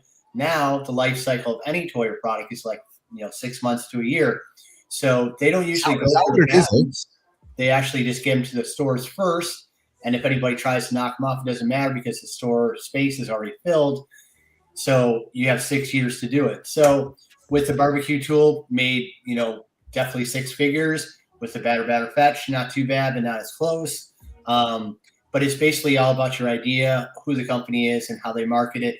And is it really fitting a need to the world that's going to be awesome? Or is it just is it really solving a problem? Yeah, exactly. And then it's also like, there was that Flurby or blanket that you used to wear that was like a robe blanket. Yeah.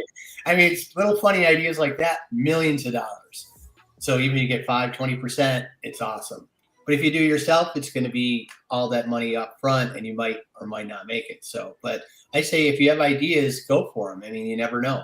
But just don't spend millions of dollars or thousands of dollars on patents and protection. Just don't try to protect something that has no value. Well, a lot of people don't know that because they believe that don't give up on your idea. So I'm just going to keep pouring money into it. And it comes to a point, it's like, dude, what are you doing? But I see it all the time. So let's talk about that green, that fetch, puff, whatever that thing is for the dog. I'm thinking puff, pass. That's I was going to say, Keith turned it into a fucking joint.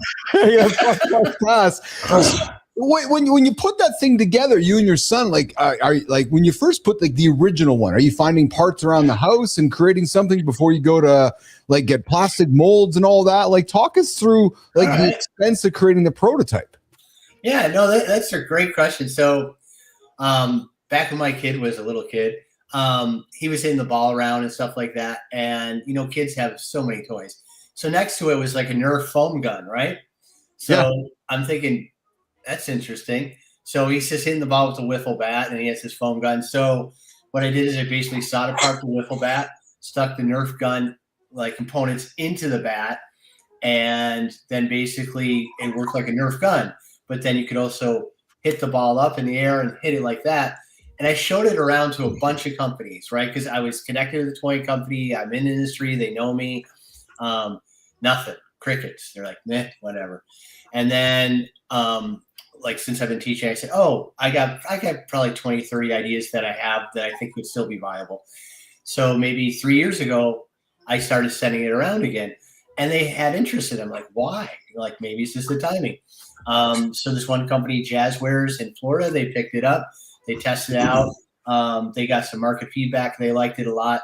And it took about 2 years to get to market, but they reproduced it, prototyped it, made the whole mold and everything, and then they sold it. And it worked out really good, but some things take some time. Some things 15 years. But what was cool is that it was all based on my dog Miko here. I don't know if you can see it. He's a Japanese Akita. Oh yeah. He's awesome. He just passed away, unfortunately. Oh, sorry to hear about that. Right here. He was like one of the inspirations for it because he liked his balls and he got to eat them and chase them and stuff. So it's really cool. Awesome. Peter Wachto, Keith Billis, John Anderson this morning at Mornings in the Lab with Keith, John, and friends. Hey, Peter, do you got actually a few minutes to hang out this morning, or do you got to rock and roll out of here? I got a few minutes. we're going to do this. We're going to do a reset on hour 2. We're going to come back. So we're going to do lifestyle tip with Anderson, reset hour 2. We're going to keep the conversation going on with Dr. Peter Wachtel, the workshop dude. And our good old Miss Peaches says, I swear Peter's neighbors must love him. And I'm thinking that they're always looking at their window going, what's Peter inventing today? Would that be fair to say? For some part. I mean, they know it, but they're sort of like if you were my wife, it's like, I'm tired of hearing about it. Oh, yeah, I guess, right? Yeah. Or they say, hey, I have this idea. Let me show you. And I'm like, Yeah.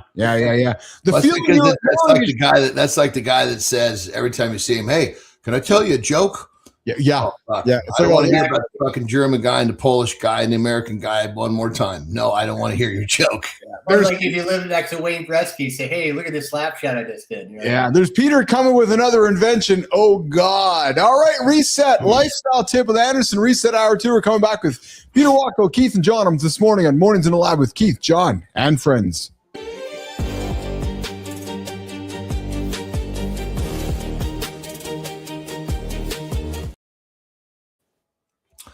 All right, the lifestyle tip. We're going to tie this back to our guest, Peter.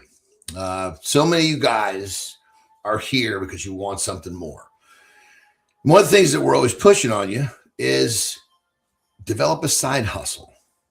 Do something that you enjoy, that you learn to monetize. And pretty soon you'll get so good at it that monetization will surpass the job you don't want to go to. And you can stop saying, thank God it's Friday. Well, here's the tip. You see, Peter is taking these ideas and he's trying to bring them to market. He's created these inventions, if you will. I don't know if that's the proper term. Forgive me, Peter. But you might be thinking, well, God, where do I start? Well, I have never really brought products to the market. I brought more services to the market. But what I've done with my entrepreneurship is I solve problems for myself first. When I solve my problems, I look around and I go, fuck, there's a lot of people that share these problems. And then I create a system around how I solved my own problem. That right there is an idea that I sell, and I do very well with this concept. Peter's talking about products. So when it comes down to it, what's the tip? Look around your life. What problems are you solving for yourself? That might be a great place to start. Now, kind of the flip side of the tip is, Jesus Christ, if you're not fucking solving the problems for yourself, that might be the biggest problem in your goddamn life. So, again, promoting you to take the time that you have when you're not at that fucking job you don't want to be going to. Look around your life and figure out what problems are you solving for yourself. If you're solving some, that's a great place to start. If you're not, start solving your fucking problems. Rock and roll.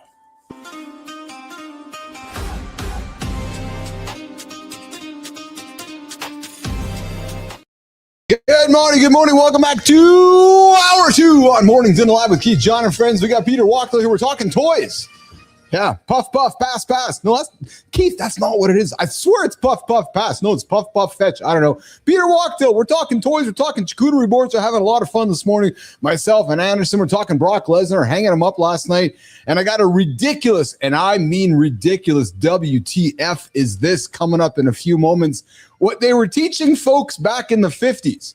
Yeah, you need to pay attention to this one. It's actually quite ridiculous. Good morning, Miss Peaches, and good morning to my beautiful love, Lauren, out there in the comments. Jimmy, let's get hour 2, the reset.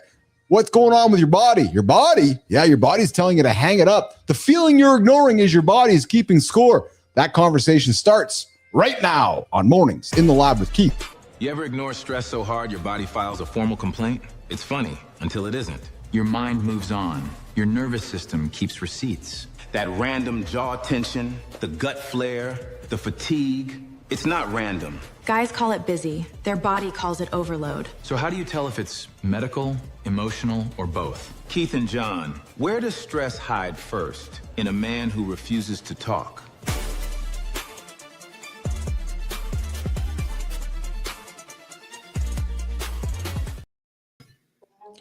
Peter. Hey. The feeling you're ignoring is your body's keeping score. As you have been aging through life, my brother, how have you been managing your health? How have you been managing your body? How have you been knowing that it's time to make changes, to do a little more of this and do a little bit of less of that? We started the show, Brock Lesnar, big WWE legend, hung him up last night.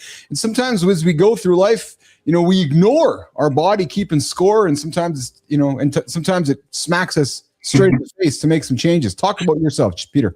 It sure does. And actually, I'm going to go back to a little bit what John was doing about finding problems with yourself and like that. And even though I designed and invent a lot of products and stuff like that, what I did is now with my doctorate is what I'm trying to do with my students is finding problems that they might have and how do I help them. So my whole doctorate dissertation is going to be about finding your passion profession and bridging the blue collar and white collar divide so that students could actually know what they want to be while they're in school instead of guessing like, oh, I'm going to do Army, Navy, Air Force, Marines, college, or skilled trades. And they get to a point where they actually learn from that. So I'm trying to help them as well as CT educators. As for myself, as I aged, like I'm not like John here. I still go to the gym and all that good stuff like that. But similar to that, like I was, doing the 9 to 5, everything like that. I love my job. I have my mantra, I play, therefore I am. So whatever I do, I love. Like you're married or you got kids, you love them, but there's days, you're like, arr, So with the toy design and stuff like that, it gets very stressful. You're in Hong Kong one day, Germany the next day, Australia the next day, you're designing toys here or there, riding roller coasters. But it takes a lot of commitment. But as you age and stuff like that, I don't try to be, Arnold Schwarzenegger anymore. I just maintain, which is good. But also the drive, the commute, and everything like that. So I started teaching at the high school, which is like an hour and a half, or not an hour and a half, a mile and a half away. But I'm working with kids and I'm trying to help them. So it makes, it gives me pleasure to help them and makes me feel whole with doing that. And then doing the Guinness World Record or designing toys and showing that I'm doing that also helps them, but it helps me inside as well. And I keep, eating the healthy lifestyle, going to the gym, working out, playing with my kids, playing with my dog. So like John was saying, if you can fix what's going on with you, and you're right, sort of like if you're on an airplane, you got to put your air thing on before anybody else's. Once you can help yourself, you can help others. If you can't help yourself, you can't help others. So I would say as you grow older and everything, mature, keep up the stuff that works, the things that don't work, get rid of. And it works for me pretty well. That's why. Johnny, we're talking about the feeling you're ignoring is your body keeping score. And I know since I've been, since you and I have been spending time together over the last couple of years, you have really leaned into this. And I admire that, your propensity for being aware of your feelings, how your body's feeling. And it's not so much your body keeping score for you over the years. It's telling you what to do next, isn't it? And you lean into it. Your body's a fucking creature. Think of your fucking creature. Think of your bodies like your dog. Unfortunately, we take care of our canines better than we take care of our bodies. Yeah. Isn't that true, eh? It's your body and it's your mind. Your mind will say, hey, why don't you try out this or try out that? Or, so yeah, try it. I look at the body and the mind as two separate compartments, two separate components, It's like there's a whole different set of responsibilities to care for your mind than caring for your body. Now, granted, they overlap. Like exercise is a huge thing that helps care for the mind, but it's like, most people don't care for anything. They're just fucking wandering. Right. That's exactly what I was trying to get at with that. My dissertation, it's basically finding your passion profession. So a lot of people are like, oh, I don't know what I want to do. But if you really reach deep down inside and you go, I like doing this. I'm using this ikigai thing, but I like, doing this. I'm good at that. I could get paid for that. The world needs it. You'd feel good all the way around instead of like, I'm just going to do a 9 to 5 and get $100,000 a year. I tell my students, you get $100,000 a year doing what you love, or you get $100,000 a year, being a lawyer. And then you got all kinds of problems with that. So go after what your heart says, but you got to listen to yourself inside, like physically and mentally. What can you do? What can you handle? But I agree with John. It's two separate components. But if you take care of one, and usually when you're younger, it's all about the body. Like, oh, I look good. Look at me. Ooh. And then as you get older, you're like, I got to provide. I got to do this, that, the other thing, get a job. So once they come in unison, you're good. You're good once you can do that. And you laid out, it's a good roadmap. It's a little complex for most people, because most people say, what do you want? They're like, I don't know. And they have no fucking clue. They're never, following you down the path you just described is great if they have a little direction. So sometimes I'll say to people, well, you don't know. What are you going to do on Saturday? We don't have to go to that fucking job you don't want to do. Yeah. You got to do that. We'll start there. Well, if somebody says, well, I'm going to smoke dope, lay on the couch. Well, it looks like you better start looking into the cannabis industry. Yeah. Well, no matter which way your interest goes, that's all you need. What the fuck are you going to do? Yeah. Where does your interest go? And Peter, your interest was based around your motto. Johnny, his motto is, I play, therefore I am. Was that a motto you adapted as a young boy, which gave you direction towards played, like past or play? Sorry, yeah, I play. Yeah. I play, comma, therefore I am. I play, therefore I am. Was that a mantra you developed as a young boy, or where in your journey of life did you discover that was your purpose, that was your interest, that was your reason for existing? That's a great question. It sort of always was inside of me because I played sports. I played ice hockey. I played baseball. I played football. But I always had some. Were you good at the sports you played, brother? I'm sorry? Were you good at the sports you played? I was okay. I made the all-star team in baseball every year. Hockey, good for you, brother. And football, man. But I was not bad. I wouldn't say I'm a bench warmer. Well, dude, if you're an all-star player in any sport, that was good. Yeah. I was good. I was pitcher and second baseman, right wing and goalie, and tight end and running back. So it was good. It was good times. But it was a lot when I was younger. But I like trying things out. And touching on what Keith was saying is I just like to play with things. Like I have a humorous nature. I love toys. Like I went to school for product design, but I didn't want to design cars. I wanted to design toys because, I like kids and the futuristic nature of that and how you can play with things. But the biggest thing today that I find with kids is their cell phones. Is that once they get bored, it's like life isn't one endless doctor's office, right? Like just scrolling, so what happens is, the algorithms with phones and everything. If you look at kitty cats all day, that's all it's going to pop on your screen.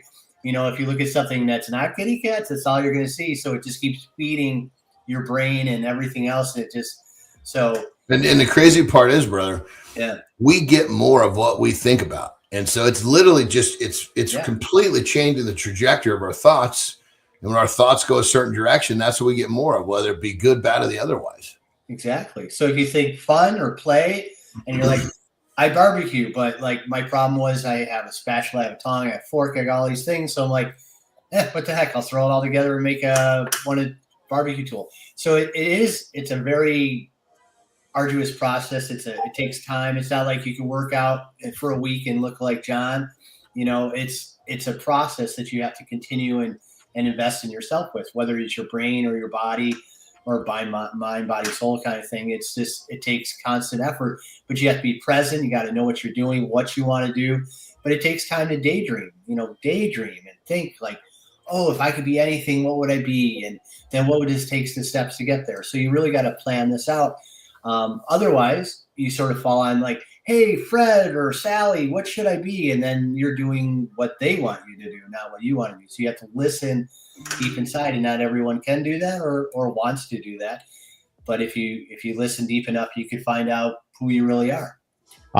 People have a lot of time to daydream these days, and if they're not picking up their phone, scrolling, they're trying to create content for people to daydream alongside of. Well, I got a fellow who is going to be the recipient of today's Dumb Shit Award, trying to recreate the Back to the Future scene right now on Mornings in the Lab. Jimmy, let's run the clip. Welcome to the Dumb Shit Award. Today's nominee is a guy who thought he was Marty McFly, then grabbed a box truck like the soundtrack makes physics optional. He's hanging on, trying to look smooth, acting like this shit is cinema. It's not cinema. It's a traffic violation with confidence. Then the board bails first. That's when the fantasy starts filing for divorce. Now he's not skating. He's just getting dragged by bad judgment. And once he lets go, the road collects him immediately. That's pavement saying, absolutely the fuck not. He wanted Back to the Future. He got back to gravity, and gravity never misses an audition. So here's your trophy, a golden reminder that movies have stunt teams for a reason.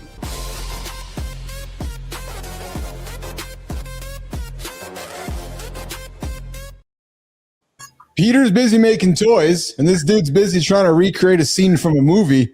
And I'm glad it actually it ended the way it did instead of ending completely worse than it could have. Actually, Yeah, it could have. I don't even know what to say. I'm like, yeah, hey, John, let's go get behind a big moving van today and put me on the back of it and pull me down the side of the street. It sounds like a lot of fun. There's a couple of things I could see with this. One, I think he's a little bit older than Marty McFly. Two, it looks a little colder. And three, if you're from Canada or somewhere where it snows, because I grew up in Buffalo, New York, we used to do that when it snowed, and it was called poking, and we'd hold on to the back bumper and go, woo! Yeah, and that was awesome. Is he trying to get on a fucking skateboard, or is he just trying to dangle there like a fucking set of nuts? Trying to get on a skateboard. You're absolutely right, Johnny. Yeah, he's trying to get pulled behind it on a skateboard. And that's a pretty big fucking. Marty was getting towed around like a little circle in a fucking Times Square. This motherfucker's on a road with 2 lanes. He lost quite a bit of skin there, says Holroyd. Now, I got one more thing I got to put on the table for you guys. So we grew up with parents that grew up with what I'm going to show you guys next. So it's, I saw this and I was like, oh boy, just the stuff that they were serving up our kids in the 50s. Jimmy, what the fuck is this? Public restrooms can often be a hangout for the homosexual. Bobby and his friends hadn't noticed the man who had been in the restroom when they changed, and as it was late, he suggested they take the shortcut under the pier, but the others preferred to take the more traveled way home. I don't even know how to. I had to comment on it because back in the 50s, the comments were, Peter, watch out for the homosexuals. A 90-second clip telling people to watch out for the. No wonder our parents were like, seriously, dude. Like, this is actual commercials on the television telling folks to watch out at the public restrooms for people. Peter. Yeah, I was amazed at how well dressed they were. And it looks like summertime too. Look at it. It's like standing by the pier, and they got full suits on. Dude, that's fascinating to hear you say it, because I remember like my aunts or my uncles or my older folks would comment on what you just said, which is, yeah, they'd be dressed nice, and it's because they were conditioned to think that way. Look at that, like full suits and everything. And it's like it's like there were aliens. Watch out for the homosexuals. They're hanging out in the bathrooms. No, like, but I'm gonna jump to the defense of the way he's dressed. I mean, fuck, a lot of people wear fucking suits in the middle of summer. Yeah. Yes.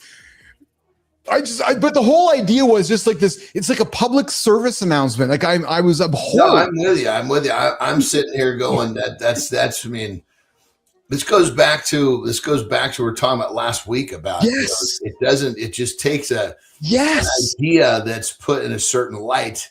The public grabs a hold of it, and it becomes like, even though it's not a law or a fact, it will become that. Johnny, that's exactly why I put it up here, because my mom, dad, our folks, you hear that becomes a sneak of truth, Peter.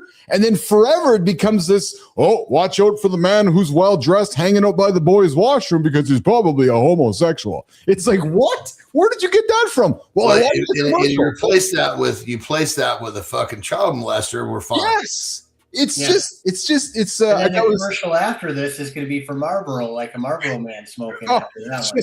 I was abhorred. So I put this out there because of all my friends that wonder why Keith and John, nobody's having offense here. We're all on the same team. I was like, no, we got to get this away here. So I'm doing this for public awareness. Peter, we're gonna walk you out. What do you got going on today, my brother? You've been a great guest here today. Oh, thanks for having me, Keith and John. Real quick, before you go, brother, what else do you want to fucking plug? What are you trying to sell the most? Put that shit back up on the screen. All right. Well, in about a year, I'll be making my dissertation into a book, so stay tuned for that. But I'm sure I'll keep in touch with you guys there.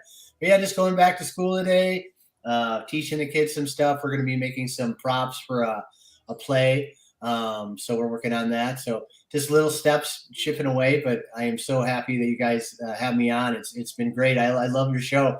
I couldn't say I'm a first-time caller, long-time listener, but I watched a few of your episodes, so I love what you're doing, Keith.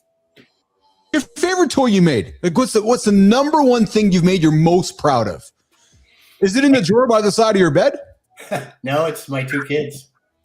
Oh, it is. I made them. Well, not myself and my wife, but yeah. Yeah. Keith As a was product hoping you were goes- going to talk about the ball thrower that he wants to put into a bomb. No, it's my kids. It's my family, my kids. Are your kids taking over are the kids down the path of toy making and invention making, like the Rick Moranis, the Honey I Shrunk the Kids kind of dad? Well, not really. A little bit, but my son, he's into health, so he's going into health and culinary and food EMT kinds of stuff. And my daughter, she loves stagecraft, so she's doing stage design in college right now. So they're creative in their own Some way. of your design has definitely come down because that's both very artistic. Absolutely. Yeah. That's cool, brother. Yeah, but I didn't push them. Like, they were in sports. They were okay. They like art. They did arts and crafts that every teenager or elementary school does. But I let them find their own path, because what's worse is, like I tell a lot of my students, would you rather succeed doing what someone else tells you or fail? Or would you rather succeed or fail doing what you want to do? And so I let them choose their own path. I just help them reach their path or reach their goal within their path. Yeah. Peter, you've been great, man. Miss Peaches comes back with the comments, says, my great grandpa would say, hey, make sure that there's no wiener grabbers before you start pulling out your wiener, to all of our males in our family, but he would never roll over laughing when he said it. And then Peaches, back to you. Peter says, it was nice to meet you, Peter. Stay awesome and stay playing. Hey, Peter, are you a regular sleeper? Do you get a regular sleep schedule? Yeah, I go to bed around 11:30, get up at about 7. So today was a little early, but yeah, probably 8 hours a day. Did you know that irregular sleep schedules linked to clock arteries, even if you get enough hours? No, I did not. Did you know wrecking your sleep schedule can mess with your arteries, even if you still get enough hours? That's the nasty part. This wasn't guesswork. Researchers tracked over 2,000 adults with 7-day wrist monitors and looked for early signs of artery disease. People with more irregular bedtimes and sleep duration showed more coronary artery calcium. That's silent damage territory. And the scary part? The link held up even after adjusting for age, weight, blood pressure, average sleep time, and sleep fragmentation. So this isn't just about getting 7 or 8 hours. Your heart also wants rhythm, not bedtime chaos. Same bedtime, same wake time. Boring habit, serious payoff. That's our today's Did You Know? Back to Keith and John.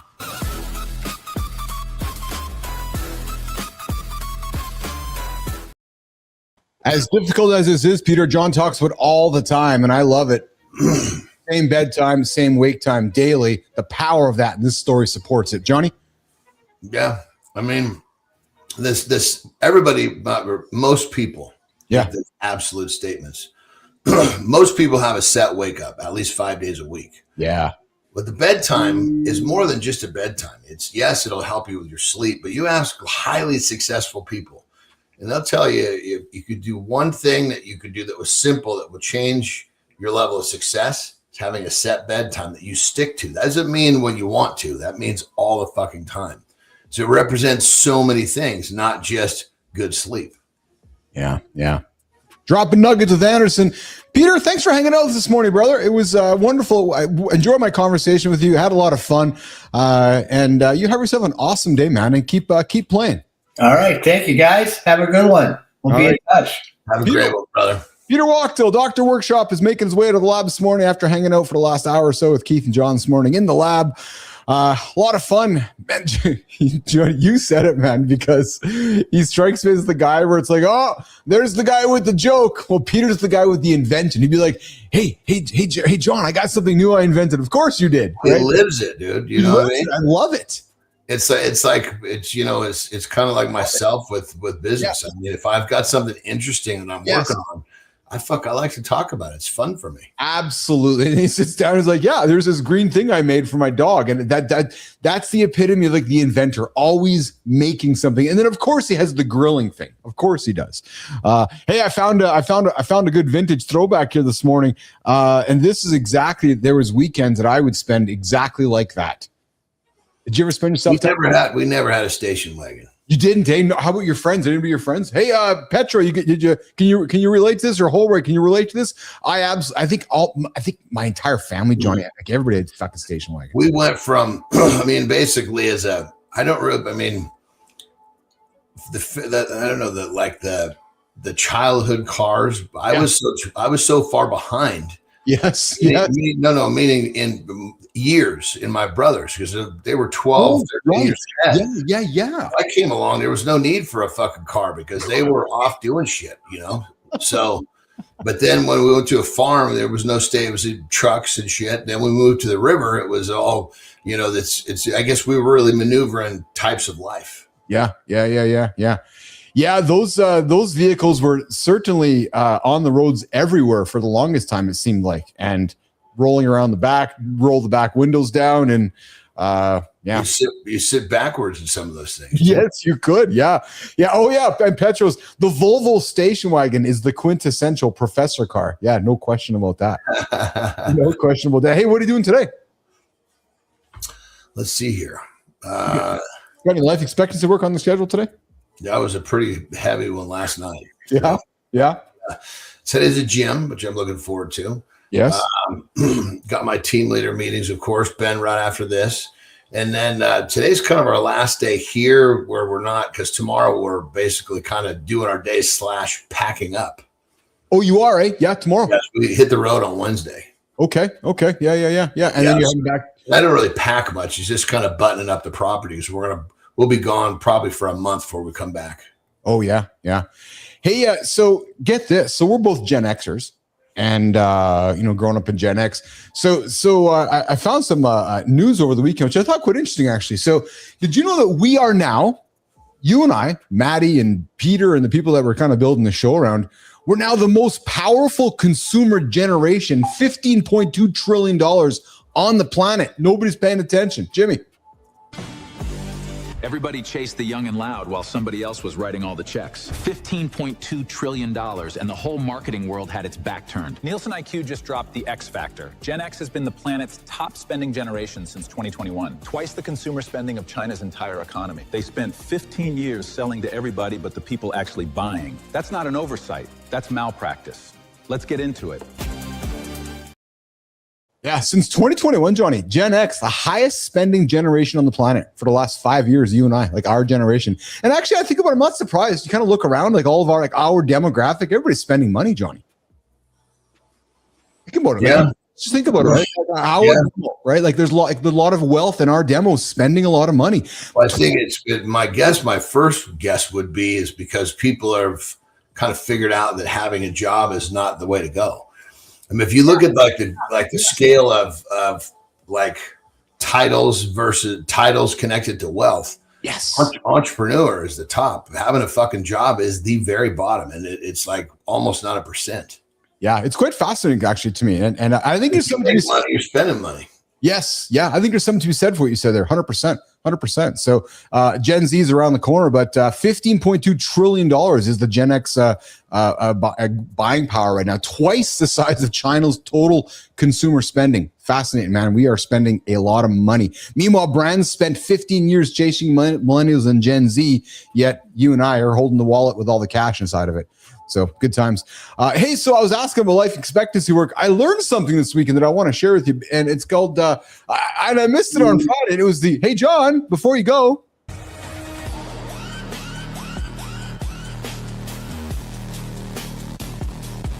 Hey, John, before you go, a doctor says don't do this position because one wrong bouncing cowgirl can literally fracture it. Doc says the warning sign is a pop, not champagne. Instant pain, swelling, bruising. The whole situation turns purple like it lost a fight. The mood killer? Immediate erection loss. That's not a cool down, that's the credits rolling. Worst part is the sequel. Heal wrong and you can get Peyronie's. Curved erections, chronic issues. Your penis starts doing interpretive dance. So the doc's basically saying, stop treating sex like a UFC highlight reel. Respect the anatomy, or it'll fold like a lawn chair. Hey guys, what's your take on this one? Is it a BS or no BS?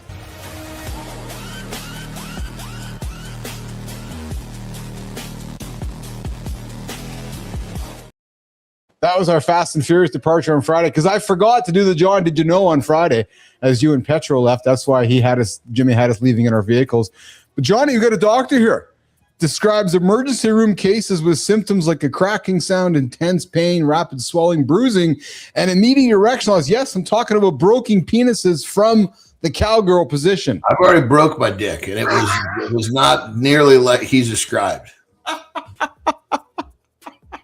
No, it is dead fucking serious, dude. So What's the public's? Do tell. I'm basically fucking. Of course, I'm young, right? Yes. I'm 21, maybe. That's 22. No, probably 21. Oh God! While I'm snapping elastic bands and trying to figure my shit out, you're Yeah, busy. I'm bulldogging, but I'm a full bulldog at that point. Yeah, it's actually true. I'm figuring shit out with a pile of kittens, and you're breaking shit. Well, the snapping the fucking thing on the wrist was a little goofy, if you ask me. I don't think you had a psychologist that would got much ass. He was trying to solve his own problems, trying to solve yours. You were just a fucking test, is what you were. I was on the elastic band subscription plan. No wonder it was costing me $50 a month for elastic bands. Yeah, no, I was basically fucking doing the fucking bulldog, and I'm getting her from behind. Oh man, flips out. That fucking hits her square in a fucking butt cheek, and my shit just fucking folded over, and I heard a crack. It was one of those stiff motherfuckers, like the one that diamond cutter. Right? If it had been a little soft, it wouldn't have broke. And I heard this crack, and I'm like, "Fuck, what was that?" And I was like, it's like a there was pain like this, bam, and it just went away. I was like, okay, it still doesn't hurt.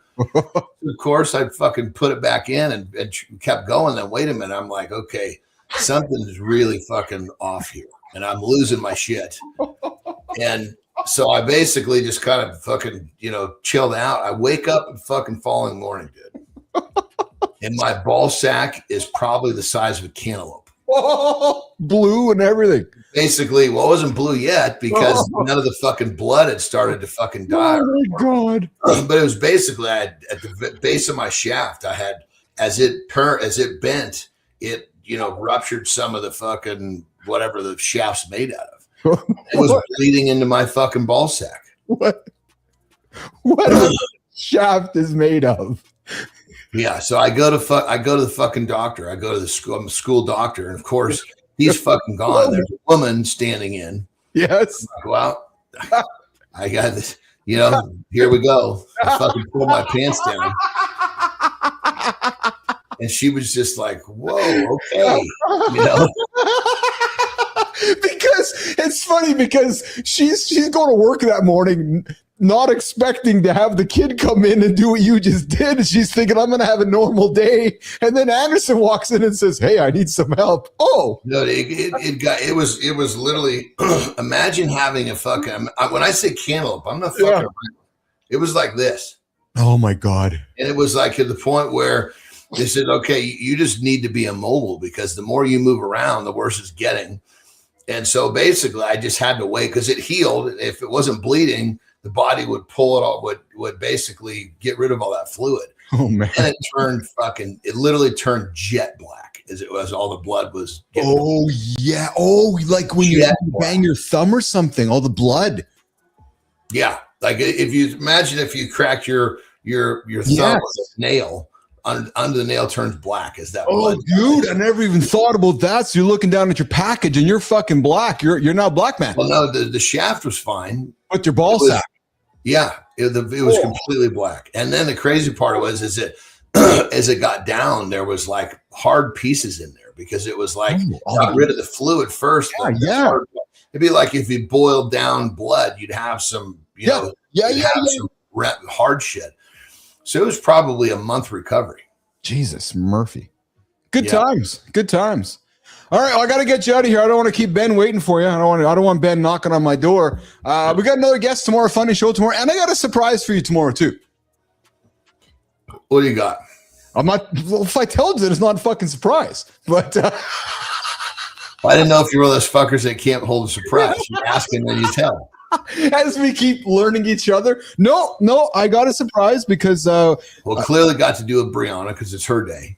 Oh yeah, it is Brianna tomorrow too. Yeah, no, it actually has not to do with Brianna tomorrow. No, now that I'm gonna have to squeeze this surprise in tomorrow because it was a surprise brought to me about you and me actually, and I was like, oh, that's kind of fun. So yeah, we'll run the surprise tomorrow.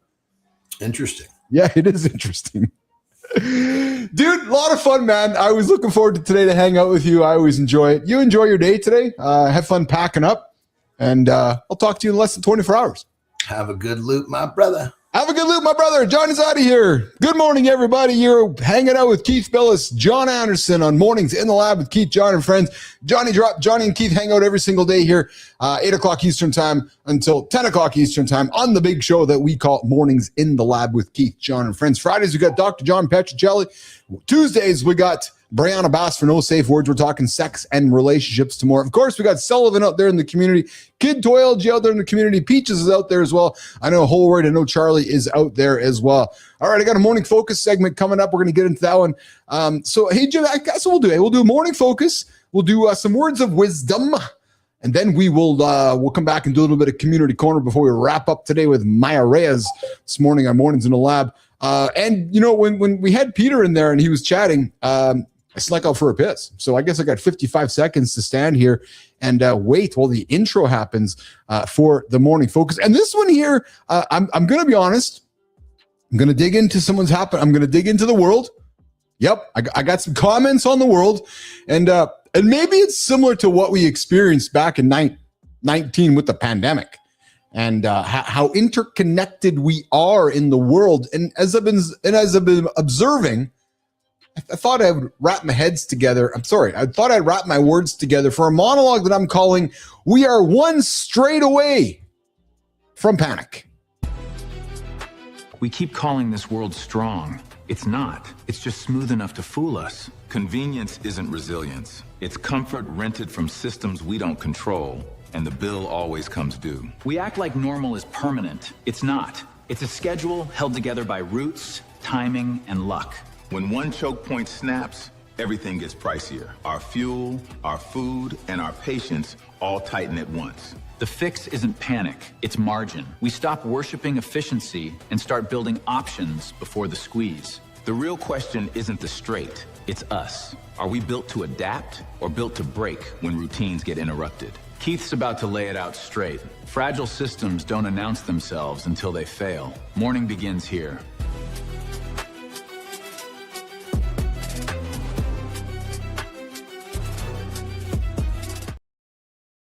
We saw it happen in 2019 and we're seeing it happening again.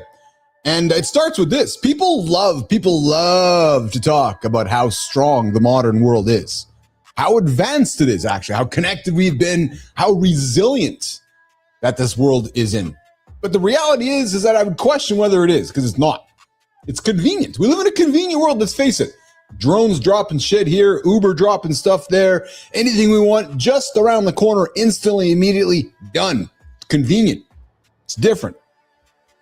And a lot of people mistake convenience for strength because the lights come on, the gas station works. We're just gas is always there. And then last week I dropped to John. I'm like, hey, Europe might run out of gas. She's like, what?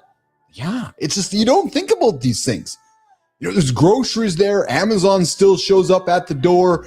We just think that the machine is solid until 19 happens. And all of a sudden pandemic happens. The world shuts down because the reality is, it's not solid. No, the world we live in today is extremely sensitive. If anything, it is fragile as hell. Think about it. All it takes, one choke point. Just one choke point, one narrow strip of water on the entire, sit back today. And regardless if you believe in a flat earth or a round earth or a globe earth, however, whatever kind of earth you think of, there's one little strip of the earth. Yep, just one little strip on the other side of the world to remind everybody, all of us, you over there too. You go to the gas pump today to get gas. You go to the grocery store to get some food today. It's there to remind all of us that this whole thing we call normal is actually just a supply chain with good branding. Think about that. Think about it for a quick second. Normal life is really just supply chain moving along with good branding. As long as it's working, it's normal. That's it. But the Strait of Hormuz goes sideways. Tanker traffic gets all jammed up. Oil jumps, markets twitch, and suddenly the illusion that we've all been, so conditioned to. Well, guess what happens? It gets exposed really fast. Yeah, because the truth is this. Most of us are not living inside of stability. Think about your own life. Think about how unstable that it really is. Yeah. We are living inside the appearance of stability.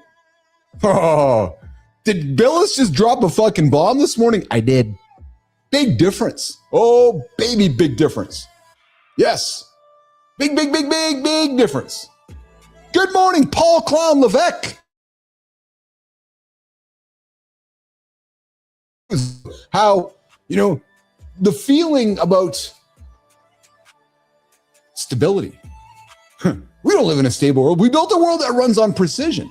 It runs on speed and it runs on dependency, not durability, not dependency, and not even cheap energy. No, it's built on fast shipping, predictable routes, no interruptions, no friction, no pressure. And then the second that the pressure shows up, just like our life, the second it does, everybody starts acting shocked. But why? Why? Why are we still shocked that a hyper-connected world is also a hyper-vulnerable world? Why are we still pretending that comfort equals security? Jimmy, why do we do that? Because you know what? It doesn't. No, it doesn't. It absolutely does not equal any of that. Comfort just means the system has not been tested hard enough yet. That is what most of us miss. Because when things are smooth, everybody just looks smart. Our governments look smart. The markets look smart. Our bank accounts are happy. That executive over there, he looks smart. We all feel, all the consumers out there, we all just feel super smart. Then, one disruption, not two, one disruption hits. And then we realize that half the confidence in the room that we all thought we had was actually borrowed from conditions that nobody created and nobody controls. And that's what I find most fascinating.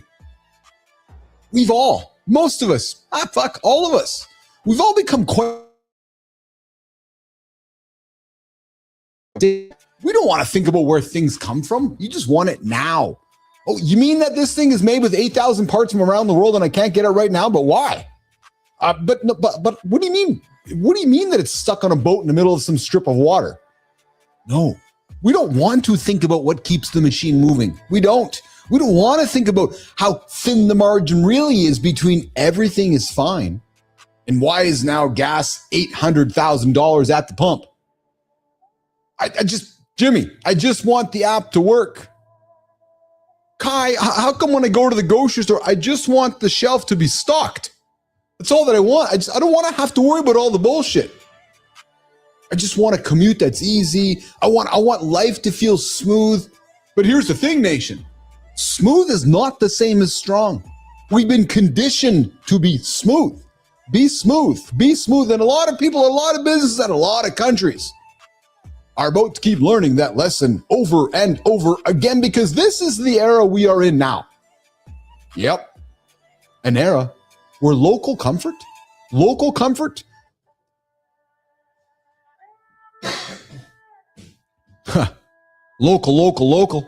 Well, it depends on global stability.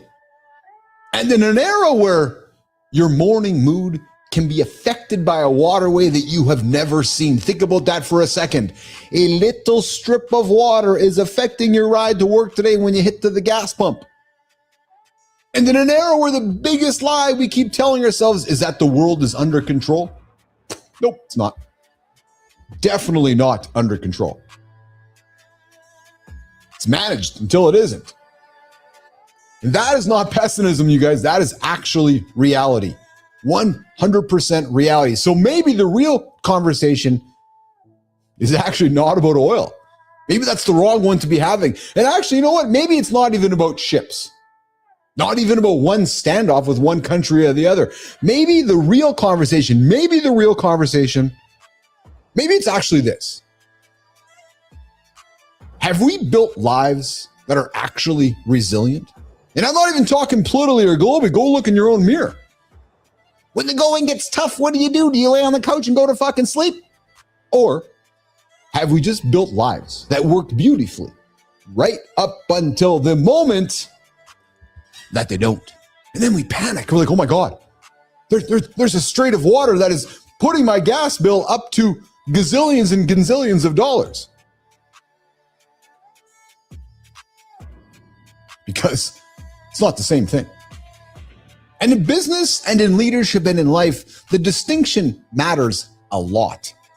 The people who are going to win in the next era that we are arriving at right now are not the people who assume normal life will hold. No, they're all of you who understand fragility, who plan for disruption, who build margin into the exercise, creating optionality, one route, two routes, who stop worshiping efficiency long enough to ask a better question, perhaps a first principles approach. What happens when the machines get hit? Nobody wants to ask that question because nobody wants to think about it, because I just want it to work. Because here's the thing.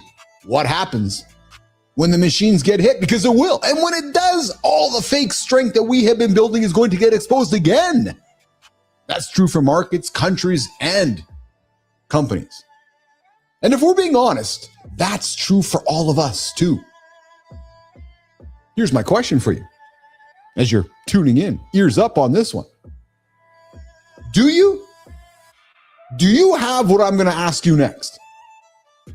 Do you have a resilience plan when shit gets tough, when shit goes sideways? Because most people don't have a resilience plan. Resilience is a skill. No, instead, what we have routine.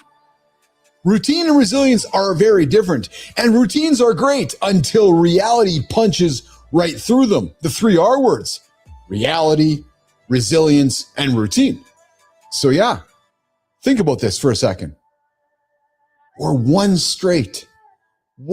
measly fucking strip of water way over there. Not around the corner in your neighborhood, not even up the highway. No, that one straight way over there. So yeah, we're one straight away from panic, nation. That is the world. Not because the world is weak, but because we built a version of strength that depends on too many good things going right at the same time, and that is not strength. No, nation, that is a temporary winning streak.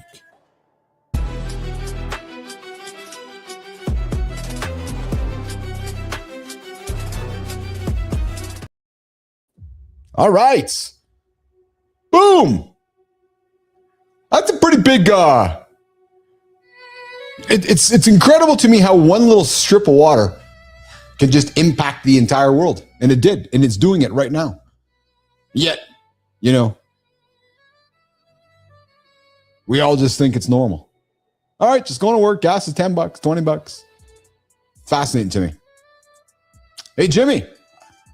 I got a words of wisdom from Mark Andreessen I want to put on the tip because I think it relates to the same thing in many ways. Yeah, words of wisdom with Mark Andreessen. Jimmy, let's run it. The 4 most dangerous words in investing are this time is different. Do you know the 12 most dangerous words in investing? No. The four most dangerous words in investing are this time is different. Yeah. So the 12 most dangerous words. And so, I tell you what's different. Now it's working. There's just no, there's just no question. And by the way, I'll just give you guys my take. LLMs, from basically the ChatGPT moment through to spring of 25, I think well-intentioned, well-informed skeptics could still say, oh, this is just pattern completion, and oh, these things don't really understand what they're doing, and the hallucination rates are way too high, and this is going to be great for creative writing and creating Shakespearean sonnets and as rap lyrics or whatever. It's going to be great at all that stuff, but we're not going to be able to harness this to make this relevant in coding or in medicine or in law or in kind of fields that kind of really matter. And I think basically it was the reasoning breakthrough. It was O1 and then R1 that basically answered that question and basically said, oh, no, we're going to be able to actually turn this into something that's going to work in the real world. And then obviously the coding breakthrough basically the coding breakthrough that kind of catalyzed over the holiday break was kind of the third step in that. Mm-hmm. We're just all right, if Linus Torvalds is saying that the AI coding is no better than he is, that's never happened before. That's the benchmark. Yeah. That's never happened before. And so now we know that it's going to sweep through coding. And then we know, we know that if it's going to work in coding, it's going to work in everything else, right? It's just that because that's like the hardest, in many ways, that's the hardest example. And now everything else is going to be a derivative of that.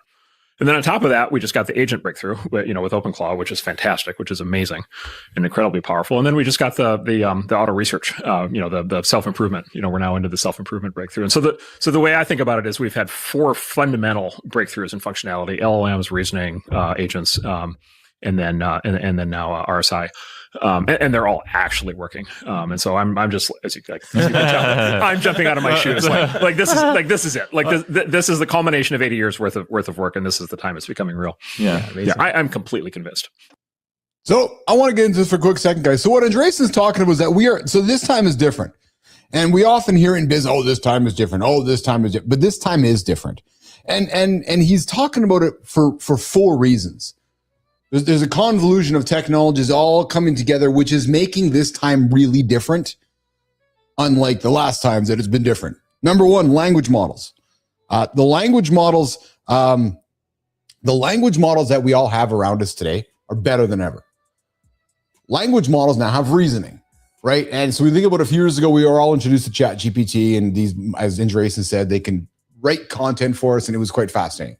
But then reasoning came. So, okay, next piece. Language models that can write now, can reason. And then we have these agents, which was dropped a few months ago, which now they can do things. And it's funny, I had a conversation with a fellow this weekend who asked me to build him a chatbot. And I thought to myself, a chatbot, what is it, 2023? Because now we have agents that can complete tasks. Going from, hey, I have an idea to, can you complete the idea? And then we got the self-improvement, which is it learns and gets better. So all of this is generating revenue in production right now, 4 things coming together at one time. And this has actually, for the most part, never happened in computing before, right? For the most part, it's always been one thing happening at a time. One thing happening at a time. We are now living in a society in an era where these 4 things are coming together and actually changing everything all at once. So it's fascinating to me. And, we all wake up, which is this overnight success. No, this has been about 80 years all coming together, right? In the 40s, we had the original neural networks, which were being written in the 50s. Scientists got a grant to spend 10 weeks at Dartmouth and believe they could achieve AGI. They did not. In the 80s, corporations poured billions of dollars into expert systems, AI programs designed, to replicate decision-making. By 87, the entire market crashed.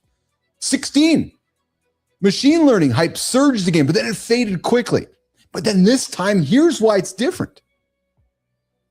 4 breakthroughs in the last year, back to back.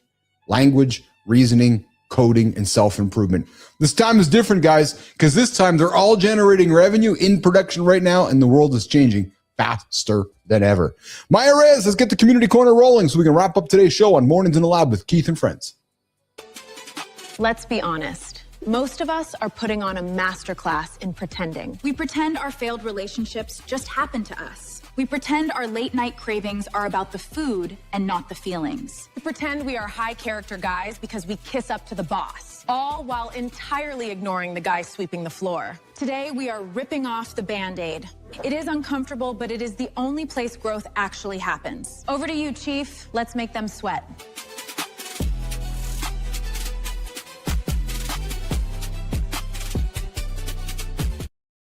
All right, we're going to start the conversation over on YouTube. You are not the victim of your divorce. Nate Cotman on the Love You More show. He says, men love to play the victim in divorce. Well, he flipped the script. He admitted face to face with his ex-wife that he was the architect of his own marriage demise. And then he gave her the bullets. Most guys, well, they check the accountability box, they're doing the real work, but healing requires radical transparency, not just a weak apology. So guys, stop negotiating with your ego. And here's the question for you. What are you holding back the truth on to protect your own pride? Think about that. Maybe putting the truth on the table might put your pride in front of that truth and make you feel even better than you are today. Hey, Substack, apparently you're not hungry. You are just haunted. You got a reality check from the Gulf War vet, MR being on Substack. The guy went from 360 pounds. Oh, Kai, this could be a good one. And a heart attack to dropping the weight and dropping the bullshit. He said the shame is neurologically counterproductive. Yes, you aren't crushing junk food because you're weak. You're doing it because your brain is in survival mode. The wellness industry screams discipline, but science that actually backs mercy. And as Bean says himself, half the time you aren't hungry, you're just haunted. processed sadness eats, loneliness eats, paperwork eats. So guys, as you go through the day today, go look in the mirror and ask yourself this.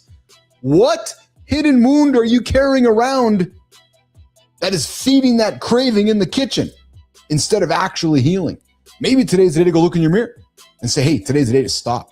Maybe today is the feeling you're ignoring is the body keeping score saying, stop it, stop it, stop it. All right, LinkedIn, your character is what you do when there's no reward. Frank Paul Vignola calls out that 90% of men who only treat people well when there is something to gain. Respect for the boss, cold to the waiter. That is not strength, guys. No, that is just a performance. I got no time for performative work. None at all. A man's true character is this.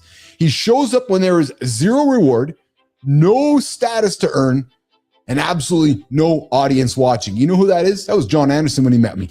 Hey, Jimmy, you were around since then, right? There's no reward for John. John's not getting paid. Keith's not getting paid. John shows up. No status for Johnny to earn. John shows up. And absolutely, there's some days nobody's watching. John shows up. That's character. That is absolutely character. John Anderson, right there. The integrity he has, not selective. True story. So speaking of acting right when it doesn't benefit you, ask yourself this. Do you have the integrity to show up every single day? Are you like John Anderson? Hey, Maya, be honest. When you were doing those grueling 80-hour PR weeks, did you ever intentionally accidentally spill coffee on a demanding client's shoes just to humble them? Chief, I will neither confirm nor deny the coffee incidents. Let's just say a well-placed Americano can be a great equalizer. But seriously, look at what we covered today. Healing the divorce, fixing the diet, and building real character. None of it requires a magic trick. It requires looking in the mirror when no one is clapping for you and admitting where you are dropping the ball. That is your assignment today. Say the truth out loud, then do the smallest thing. See you next time.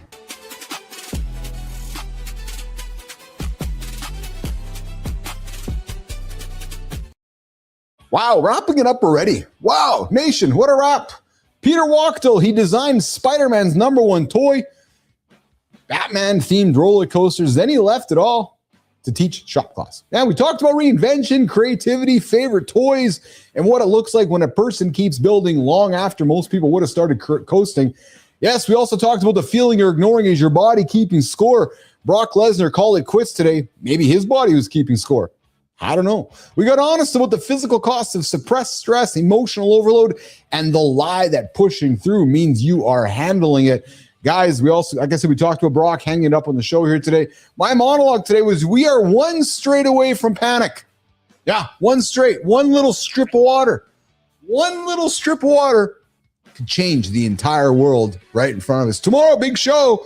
We got a couple guests showing up and a surprise. Brianna Bass, no safe words. We got a guest dropping at 8:30 and a surprise that nobody knows about except for me. Yep, true story. Jimmy and Kai will learn about it after the show, and maybe we'll tell Melissa too. But guys, big week coming up in the lab. Join us, 8 o'clock, weekdays, Monday through Friday, mornings.live. Friday, we got John Petricelli. Yes, have you checked into the show yet? Oh, hey, is that Whitaker with a shirt off from the boat? Oh, look at that. Oh, I mean, Dwayne Whitaker. Come on, guys. Get your head out of the gutter. Dwayne's got shirt off, tarps off on the boat, doing his check-in. I love it. Good job there, Whitaker. Love to see you out there out in the ship there. And looking forward to seeing Cheryl join in on Wednesday from somewhere out on the Atlantic. All right, everybody. We'll see you in less than 24 hours. Where? Right here. Live. Mornings.live. On the big morning show that we call Mornings in the Lab with Keith, John, and friends. Kai, Jimmy, Melissa, on behalf of all of you guys, and behalf of everybody in the community, lots of love. We'll see you guys tomorrow.